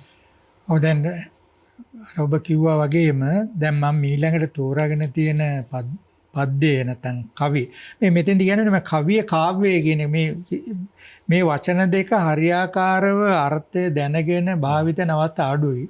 කාව්‍ය කියලා කිව්වොත් එතන කවි සමූහයක්. කවිය කිව්වොත් එකක් පද්‍යය. එතකොට මේ කවිය පී.බී. අල්විස් පෙරේරා කවියාගේ මගේ රට කියන තාම ප්‍රචලිත අර ඔබ කිව්වා වගේම පාසල් පන්ති කාමරේ දරුවන්ගේ පවා මුවග තියෙන කවි වලින් එකක්. මහවැලි කැලණි කළු වලවේ යන ගංගා සමනල කන්ද මුදුනේ සිට පැන නැංගා බෑවුම් තැනිතලා හෙල් අතරින් රිංගා මේවා ගලයි මිනි කැට දිය යට හංගා.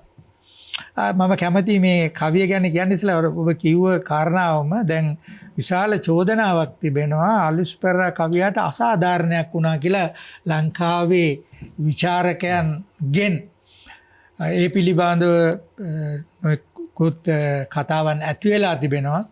එහි කිසියම් සත්‍යයකුත් තියෙනවා අසත්‍යයකුත් තියෙනවා. නමුත් දැන් මේ පද්‍යය ගත්තොත් මොකද දෙනෙක් කල්පනා කරන්නේ මේකනේ ස්වභාව සෞන්දර්යය මුල් කොටගෙන ලියවෙච්ච කවියක් හැටියට මේ ලංකාවේ තියෙන ස්වභාව සෞන්දර්යය ගැන.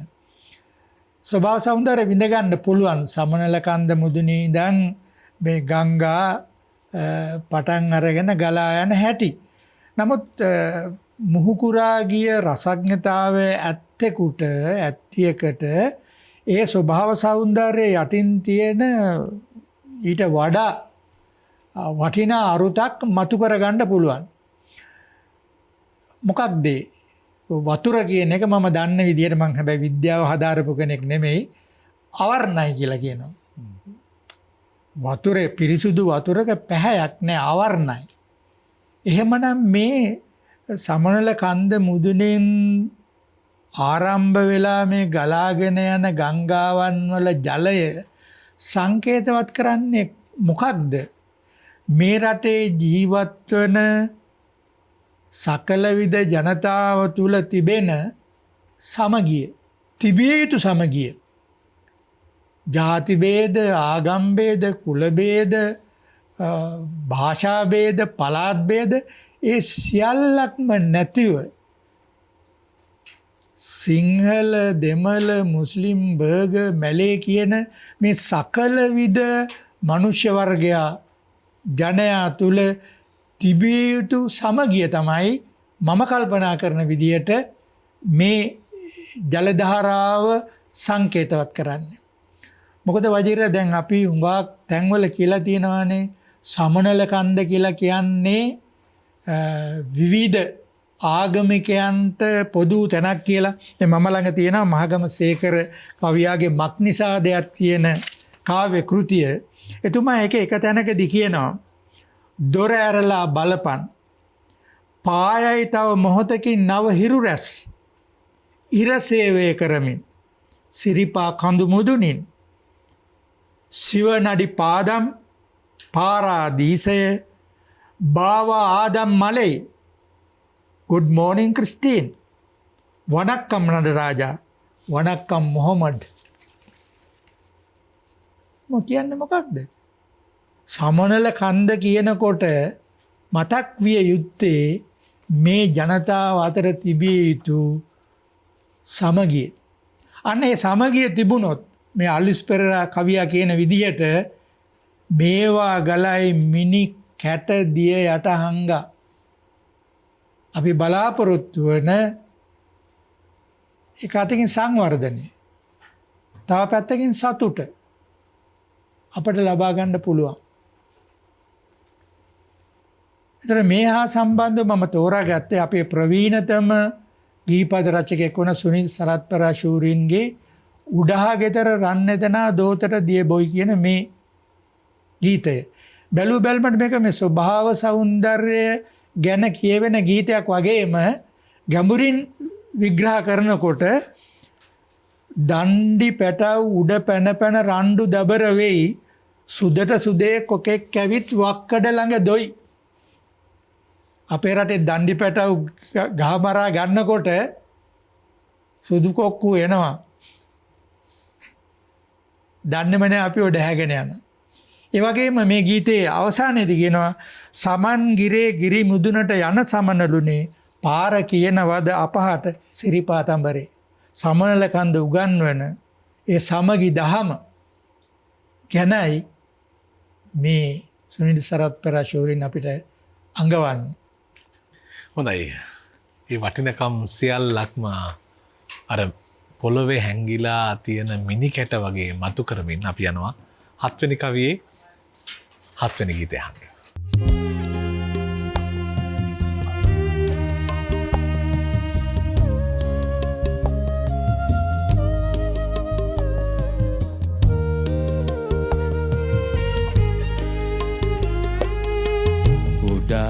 ගෙදර රන් එතනා දෝතට දිය බොයි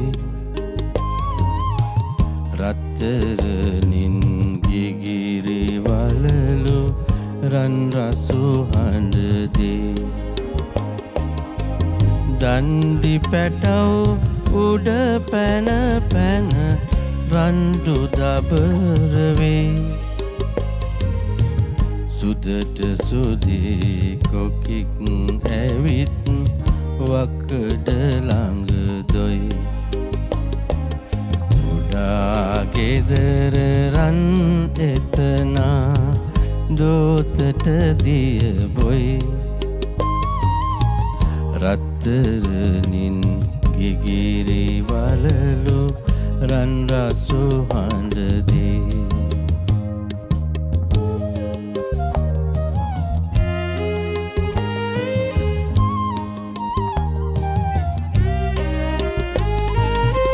පලාගිරා නලාහඬට රොන් රස ඉල්ලෝ පලාගිරා නලාහඬට රොන් රස ඉල්ලෝ ඇසේ මලින් මල තුඩු දෙන මී මැසි බින්දු උඩා ගෙදර රන් එතනා දෝ දෝතට දිය බොයි රත්තරනින් ගෙගිරි වලලු රන් රසු හඬ දේ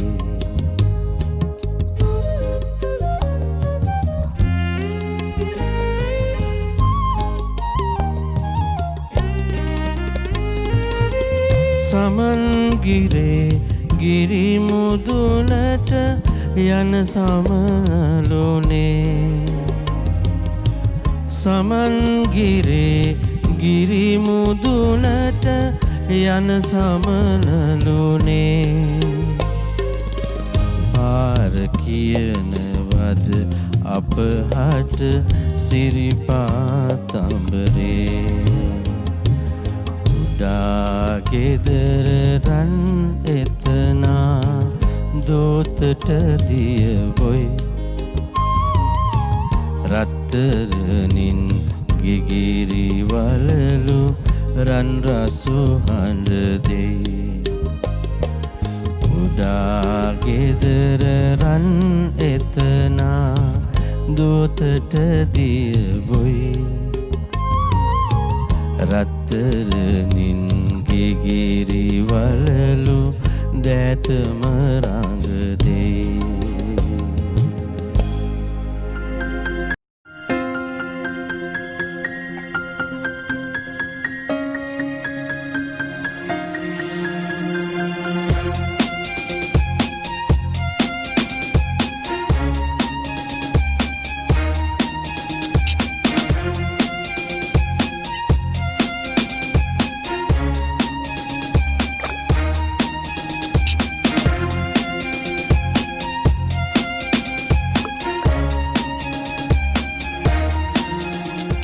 කවිය කියන කලාමාධ්‍යයේ තියෙන සුලලිත බව, සුකොමල බව, සැඟවුණු බව, ඒ වගේම අලංකාරත්වය ඊටාම නිවර්දිව වටහාගෙන ඉන්නේ අපි මහින්ද දිසානායක ප්‍රවීණ අතෝරා දෙන කවි මගේ එල්ලි.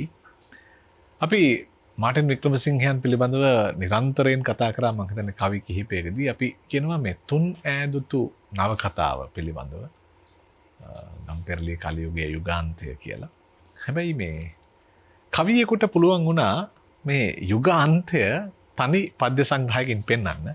ඒ තමයි මහගමසේකරයන්, රාජතිලක, ලයනල් සහ ප්‍රියන්ත කවි කෘතිය ඇතුලේ මේ යුග තුන බොහොම ලස්සනට ඔහු කවි චින්තාවලියකින් පෙන්වා දුන්නා. ඉතින් එහෙව් විශිෂ්ට දාර්ශනිකයෙක්ගේ කවි සිතුවිල්ලක් සාකච්ඡාවට ගන්නයි අපි අද සූදානම් වෙන්නේ කවි 10ට ගී 10ක් වැඩසටහනේ 8 වෙනි කවිය විදියට. මහගමසේකර මහා කවිය. මහා කවිය.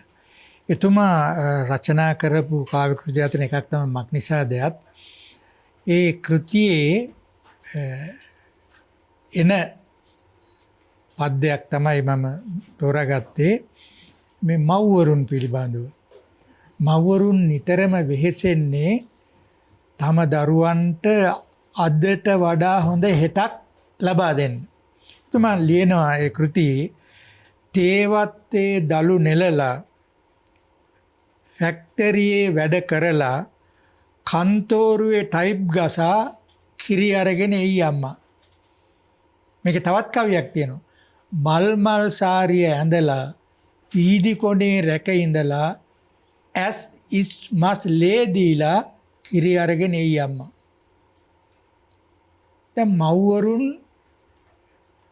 තමන්ගේ දරුවන්ට හොඳ හෙටක් කියලා කියන අනාගතයක්නේ. අනාගතයක් හොඳ අනාගතයක් ලබා දීම සඳහා ගන්නා වූ වෙහෙස. මේ වෙහෙස දරුවන් හරියාකාරව වටහාගෙන ඉන්නවාද කියන එක විශේෂයෙන්ම සාකච්ඡා කළ යුතුයි. දැන් මව් කෙනෙක් ගන්නා වෙහෙස පිළිබඳ මේ නූතන කවියොත් සාකච්ඡා කරලා තියෙනවා. මගේ මතක හැටියට ලක්ෂාන්ත අතුකෝරලගේ ඊටාම කෙටි කවියක් බොහෝ දෙනා මේ උද්දෘත කොට දක්වනවා. වැඩ ඇරි වැඩට යති ගැහැණු. ගැහැණු කියන්නේ අම්මලානේ. ඒගොල්ලන්ට නිවනක් නැහැ. මේ ෆැක්ටරියේ වැඩ කරලා තේවත්තේ දළු නෙලලා කන්තෝරුවේ ටයිප් ගහලා ඉවරලා ඉක්මනට බස් එකට දුවන මොකද ගෙදර වැඩ තියෙනවා. ඒ වගේ ඉවරයක් නැහැ. හරි අපූර්ව කවියක්. දැන් මෙච්චර කැප කරන මව්වරුන් වෙනුවෙන් දරුවන්ගෙන් යුතුයකම් හරියාකාරව වෙනවාද කියලා වජිර අපිට කල්පනා කරන්න ඕනේ. එතෙන්දිත් මට මතක් වෙනවා මේ නූතන තරුණ කවියෙක් ඉතාම සාර්ථක සම්මානීය මහින්ද ප්‍රසාද් මස්සිමුල ඔහුගේ කවි පන්තියක් තිබෙනවා මේ ගසක් යට නතර වූ අම්මාගෙන් කියලා. කියන්නේ අම්මලා මේ අම්මා වෙහෙස මාංශ වෙලා පුතාට උගන්වනවා. පුතා හොඳ රැකියාවක් කරනවා. අම්මා වයසටපත් වුණාම ගෙදර හදපු තියාගන්න විදියක් නැහැ. කරන්නේ මොකද? ගමනක් යන්න කියලා එක්කගෙන ඇවිල්ලා පාරේ ගහක් යට තනි කරලා ඉවර වෙලා රුපියල් 1000ක් අතේ දීලා යනවා යන්න. මේ මස්සිමුල කවියා ලියනවා මේ අම්මා කියන විදියට අතේ තියපු රුපියල් 1000 හරි බර ගතේ විරියගෙන ඉමි දැස තද කර රතේ පදිද්දී කලබලයකින් තොර පුතේ පරිස්සම් වී ඵලයන් ගෙදර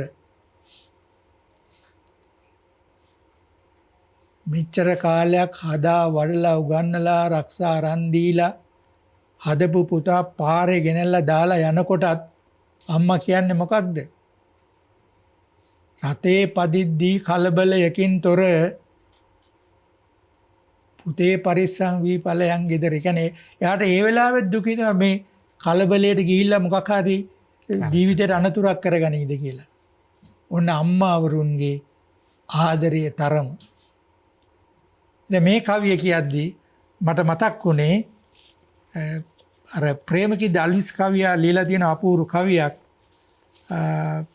ඒ කවිය තමයි හිරුගෙනවිල්ලා පුතු ළඟ තනියට තියලා කියන මේ ගීතය.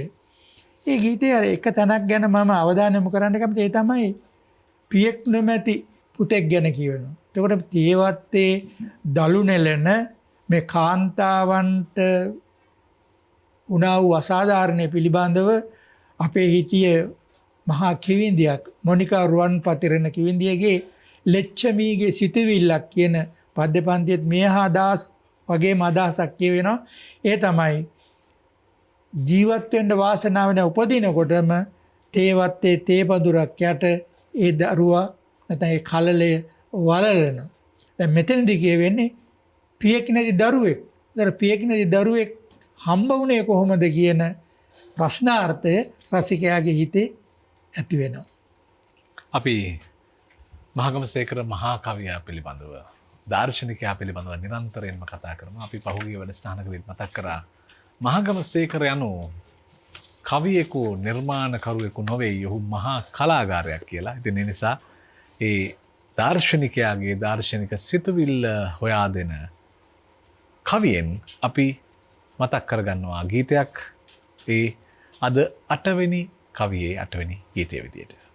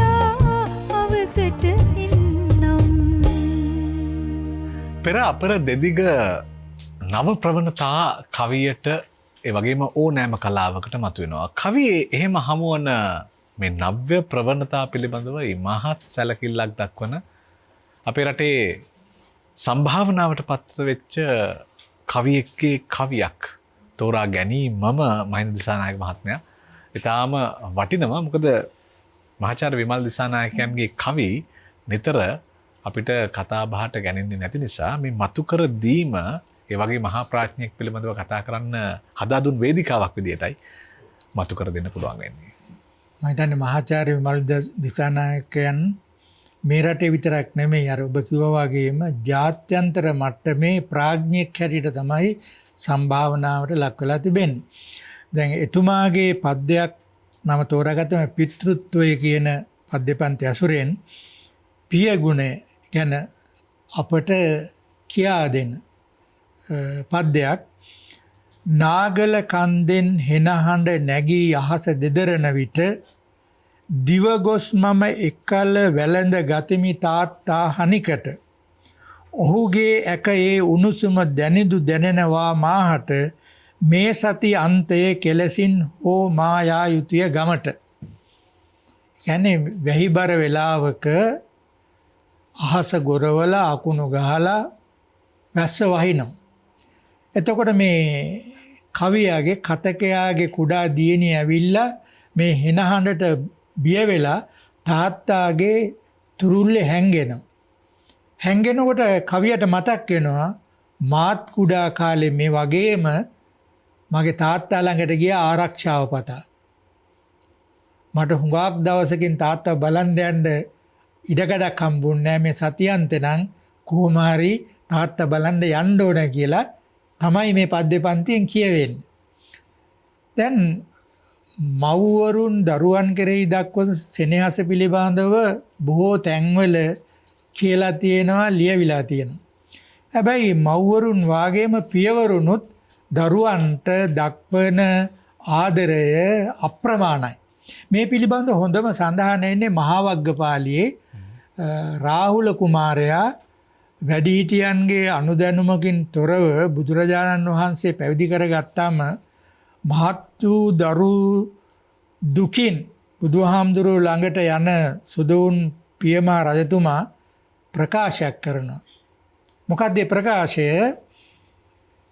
පුත්ත පේමම් බන්තේ චවින්චින්දති චවින්චෙත්වා චම්මංචින්දති චම්මංචෙත්වා නහාරුංචින්දති නහාරුංචෙත්වා අට්ඨිංචින්දති අට්ඨිංචෙත්වා අට්ටි මිංජං ආහච්ච තිට්ඨති. බුදුරජාණන් වහන්සේ පුත්‍ර ප්‍රේමය කියන්නේ පුතාට විතරක් දක්වන ආදරය නෙමෙයි, දරුවාට කියන පොදු වචනයක්. මොකද දෙනෙක් කියනවා පුතා කියලා කියන්නේ මේ අපි මේ කියන පුතාට විතර නෑ, දුවට පුතාට දෙන්නටම කියන්න පුළුවන්. ඒතර දරු සෙනෙහස, ස්වාමිනී දරු සෙනෙහස මේ සිරුරේ සිවිය සිඳි, සිවිය සිඳ සමසිඳි, සමසිඳ නහර සිඳි, නහර සිඳ ඇට සිඳි, ඇට සිඳ ඇට මිදුළු මත රඳා සිටි. මම හිතන්නේ මීට වඩා එහාට පියතුමෙක් දරුවෙක් කෙරෙහි දක්වන ආදරය කියන්න බෑ. මම හිතන්නේ කවුරුවත් ඔයිට ඇහෙන් කියලා නැහැ. අනේ ඒ වගේ ආදරයක් තමයි පියවරු වචනේ නොකියුවාට දරුවන් කෙරෙහි දක්වන්නේ. දැන් මේ පියවරු දරුවන් කෙරෙහි දක්වන ආදරේ තරම පිළිබඳව කුමාරතුංග මුනිදාස පඬිවරයාගේ දරුසුරතල් කියන පද්‍ය පන්තියේ එතුමා লীලා තිනවා තමන්ගේ පළවෙනි දරුවා ලැබිච්ච වෙලාවේ ලැබපු ආස්වාදය. ඔහු කියනවා මගේ පියාගේ අගේ දැනගත්තේ මා පුත ඔබෙන්ය. කියන්නේ මගේ තාත්තගේ වටිනාකම මම දැනගත්තේ පුතේ උඹ හම්බුණාට පස්සේ පුත ඔබෙන්නේ. ඔබත් ගුරුවෙත් එයින්. එතන පුතේ උඹ මගේ පුතා විතරක් නෙමෙයි මගේ ගුරුවරයා. ඇයි? මගේ පියාගේ අගේ මට ඉගැන්වුවේ උඹ. ඒ කියන්නේ මගේ තාත්තගේ අගේ මට දැනුනේ උඹ හම්බෙච්ච දවසේ. මට එච්චර කල් තේරුනේ නෑ තාත්තා කෙනෙක් දරුවෙක් කෙනෙක් දක්වන අප්‍රමාණ වූ ආදරය. මෙබඳු වීද මගෙන් ඔහුලත් සැපත්. මම අද උඹ හින්ද ලබන මේ වගේ සතුටක්ද මගේ තාත්තා මගෙන් ලබන්න ඇත්තේ. කවුරු දැන් මට ඒ පවසත් අහෝ කවුද මට ඒ ගැන අද කියා දෙන්න ඉන්නේ. මම හිතන්නේ ඔය අදහසම තමයි පස්සේ කාලයක මාචාර්ය ආරත්න මව්ගුණ ගීතයකදී ලියනවා ආචාර්ය නන්දාමල්නි ගායනා කරනවා මට මව් පදවියේ ලැබුණ දිනේ ඔබේ යගේ දැනුනේ අම්මේ. කාන්තාවක් විදියට කියනවා අම්මේ මට මව් පදවියේ වටිනාකම දැවුනේ අම්මගේ යගේ දැවුනේ මමත් මව් කෙනෙක් වෙච්ච දවසට කියලා.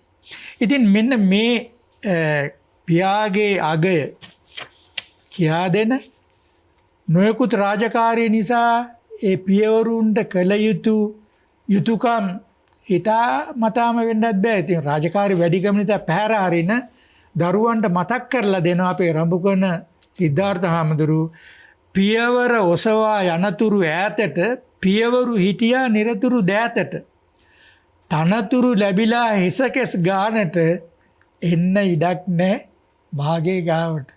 අනේ තාත්තේ හරියට වැඩ. ඒකයි එන්න අපි නැත්නම් තාත්තලා හැමදාම මතක් කරන එන්න විදියක් නැහනේ. හැබැයි එහෙම යුතුයකම් පැහැර හැරුණත් කාලයකින් පියවර එසවි නැති බැරි කාලෙට බැරිබර උසුලා යන විට යායට දරුපෙම උතුරා සඳපානක් ලෙස සෙනෙහස එනවා ඉනි වැට ගාවට. මොන දේ නොදුන්නත් මොන යුතුයකම් නොකලත් දරුවෙක් ගෙදරට එනකොට ඒ නොසලකපුව ගැන මේ හිතන්නේ දරු සෙනෙහස උතුරලා ඉනි වැට ගාවට එන දරුවා පිළිගන්න. අපූර්ව ගීතයක්. හොඳයි. අපි 9 වෙනි කවියේ 9 වෙනි ගීතයට දැන් යොමු වෙනවා.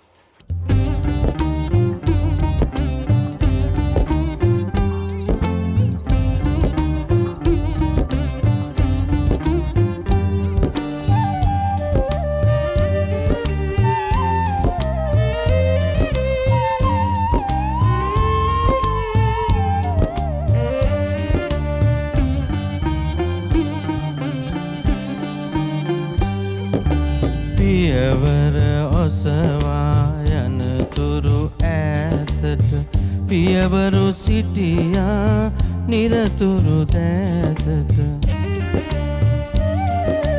තනතුරු ලැබිලා හිසකෙස් ගානට එන්න ඉඩක් නෑ මහගේ ගාවට. පියවර ඔසවා යනතුරු ඈතට පියවරු සිටියා නිරතුරු දෑතට තනතුරු ලැබිලා හිසකෙස් ගානට එන්න ඉඩක් නෑ මහගේ ගාවට.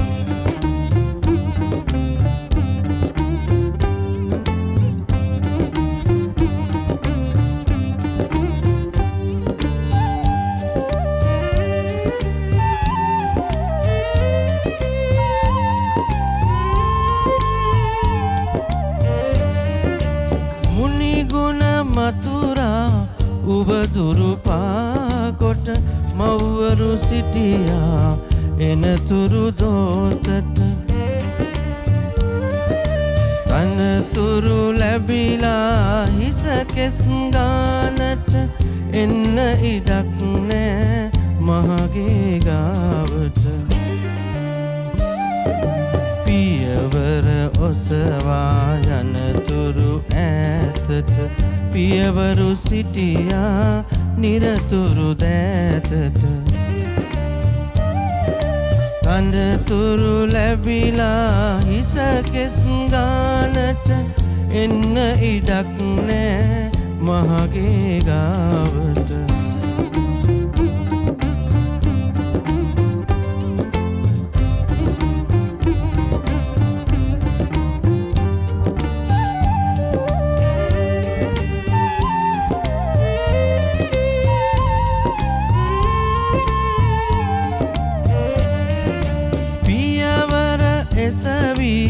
නැති බැරි කාලෙට බැරිබර උසුලා යන විට යායට දරු පෙම උතුරා සඳ පහනක් ලෙස සෙනෙහස එනවා ඉනි වැට ගාවට පියවර ඔසවා එනතුරු ඈතට පියවරු සිටියා නිරතුරු දෑතට තනතුරු ලැබිලා හිස කෙස් ගානට එන්න ඉඩක් නෑ මහගේ ගාවට පියවර ඔසවා යනතුරු ඈතට පියවරු සිටියා නිරතුරු දෑතට තනතුරු ලැබිලා හිස කෙස් ගානට එන්න ඉඩක් නෑ මහගේ ගාවට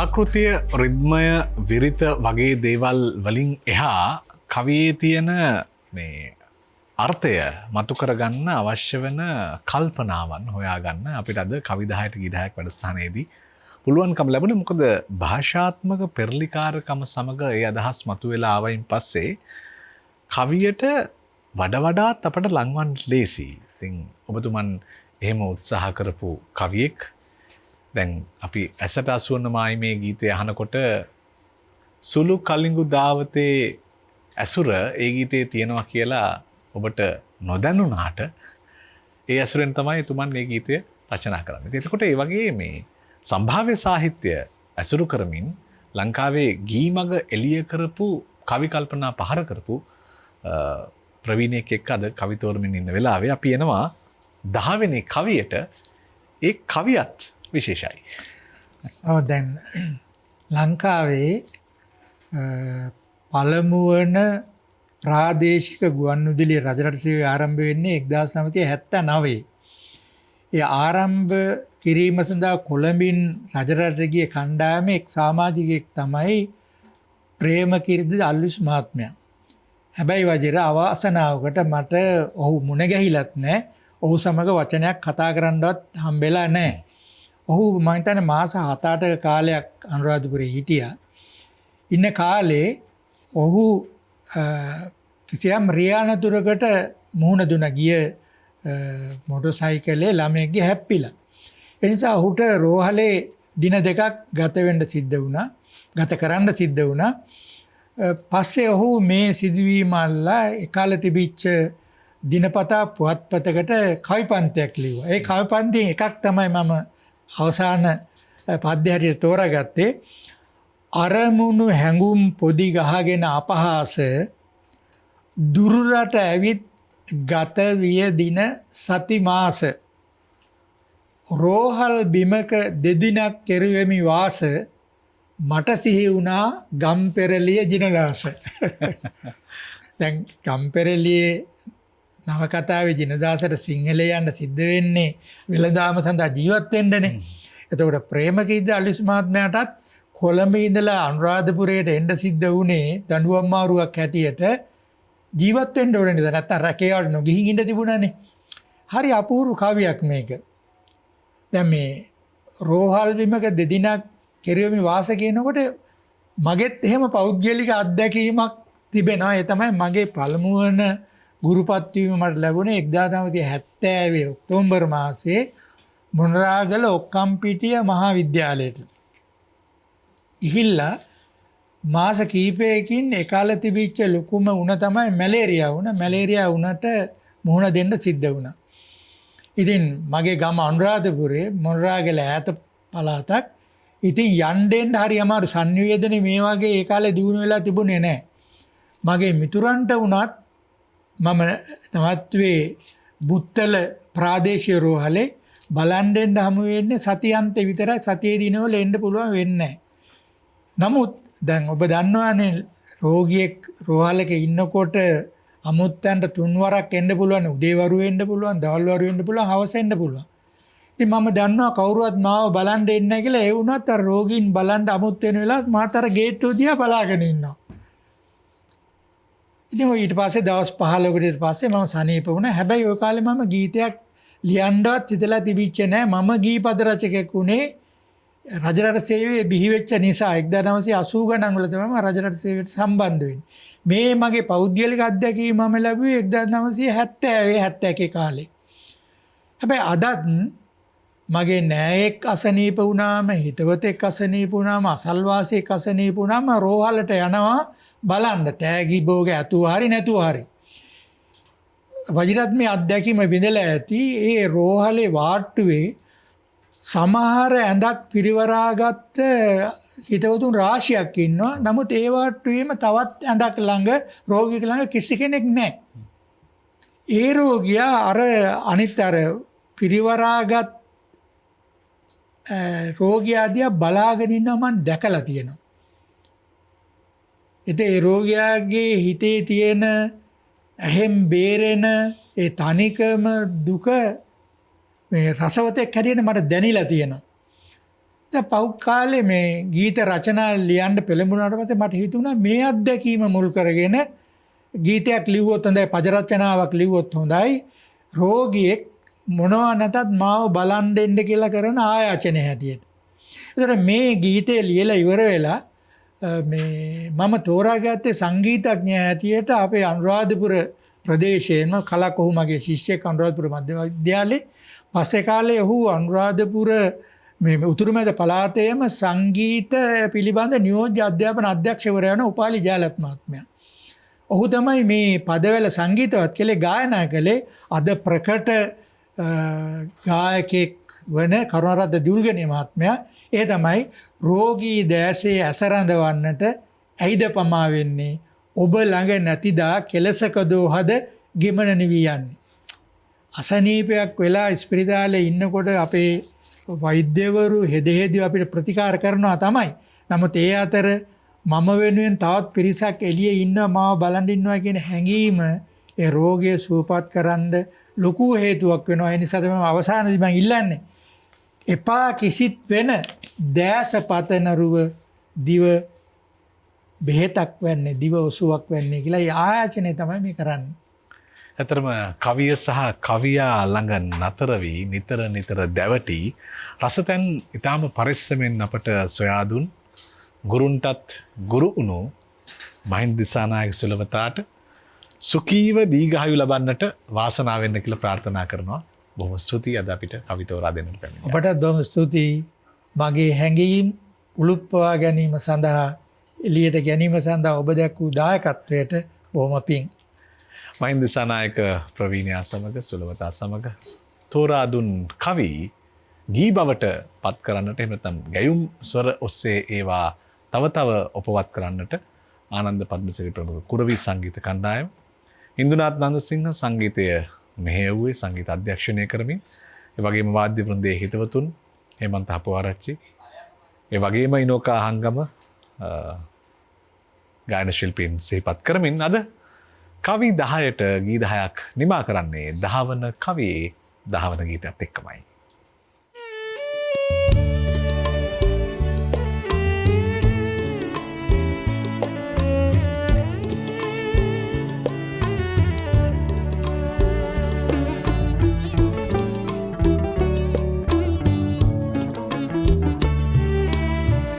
රෝගී දැසේ ඇස රඳවන්නට ඇයිද පමා වෙන්නේ,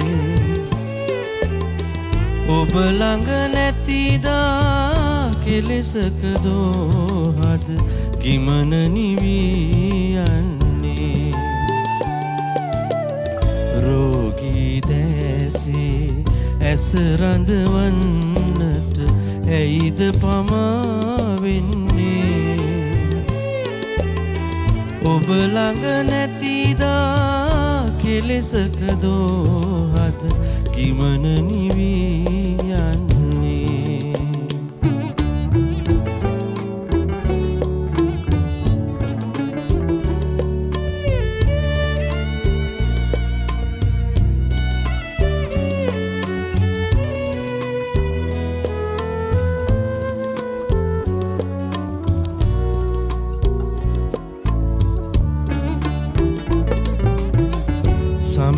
සමීප සයනේ සාදතෙ පුල් මැද තැවිසිත සුවපත් වේ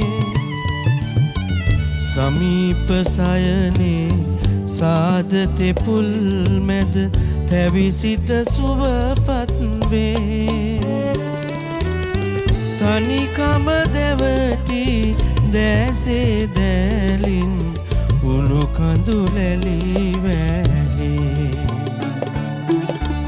රෝගී දැසේ ඇස රඳවන්නට ඇයිද පමාවෙන්නේ ඔබ ළඟ නැතිදා කෙලෙසක දෝහද ගිමන නිවී යන්නේ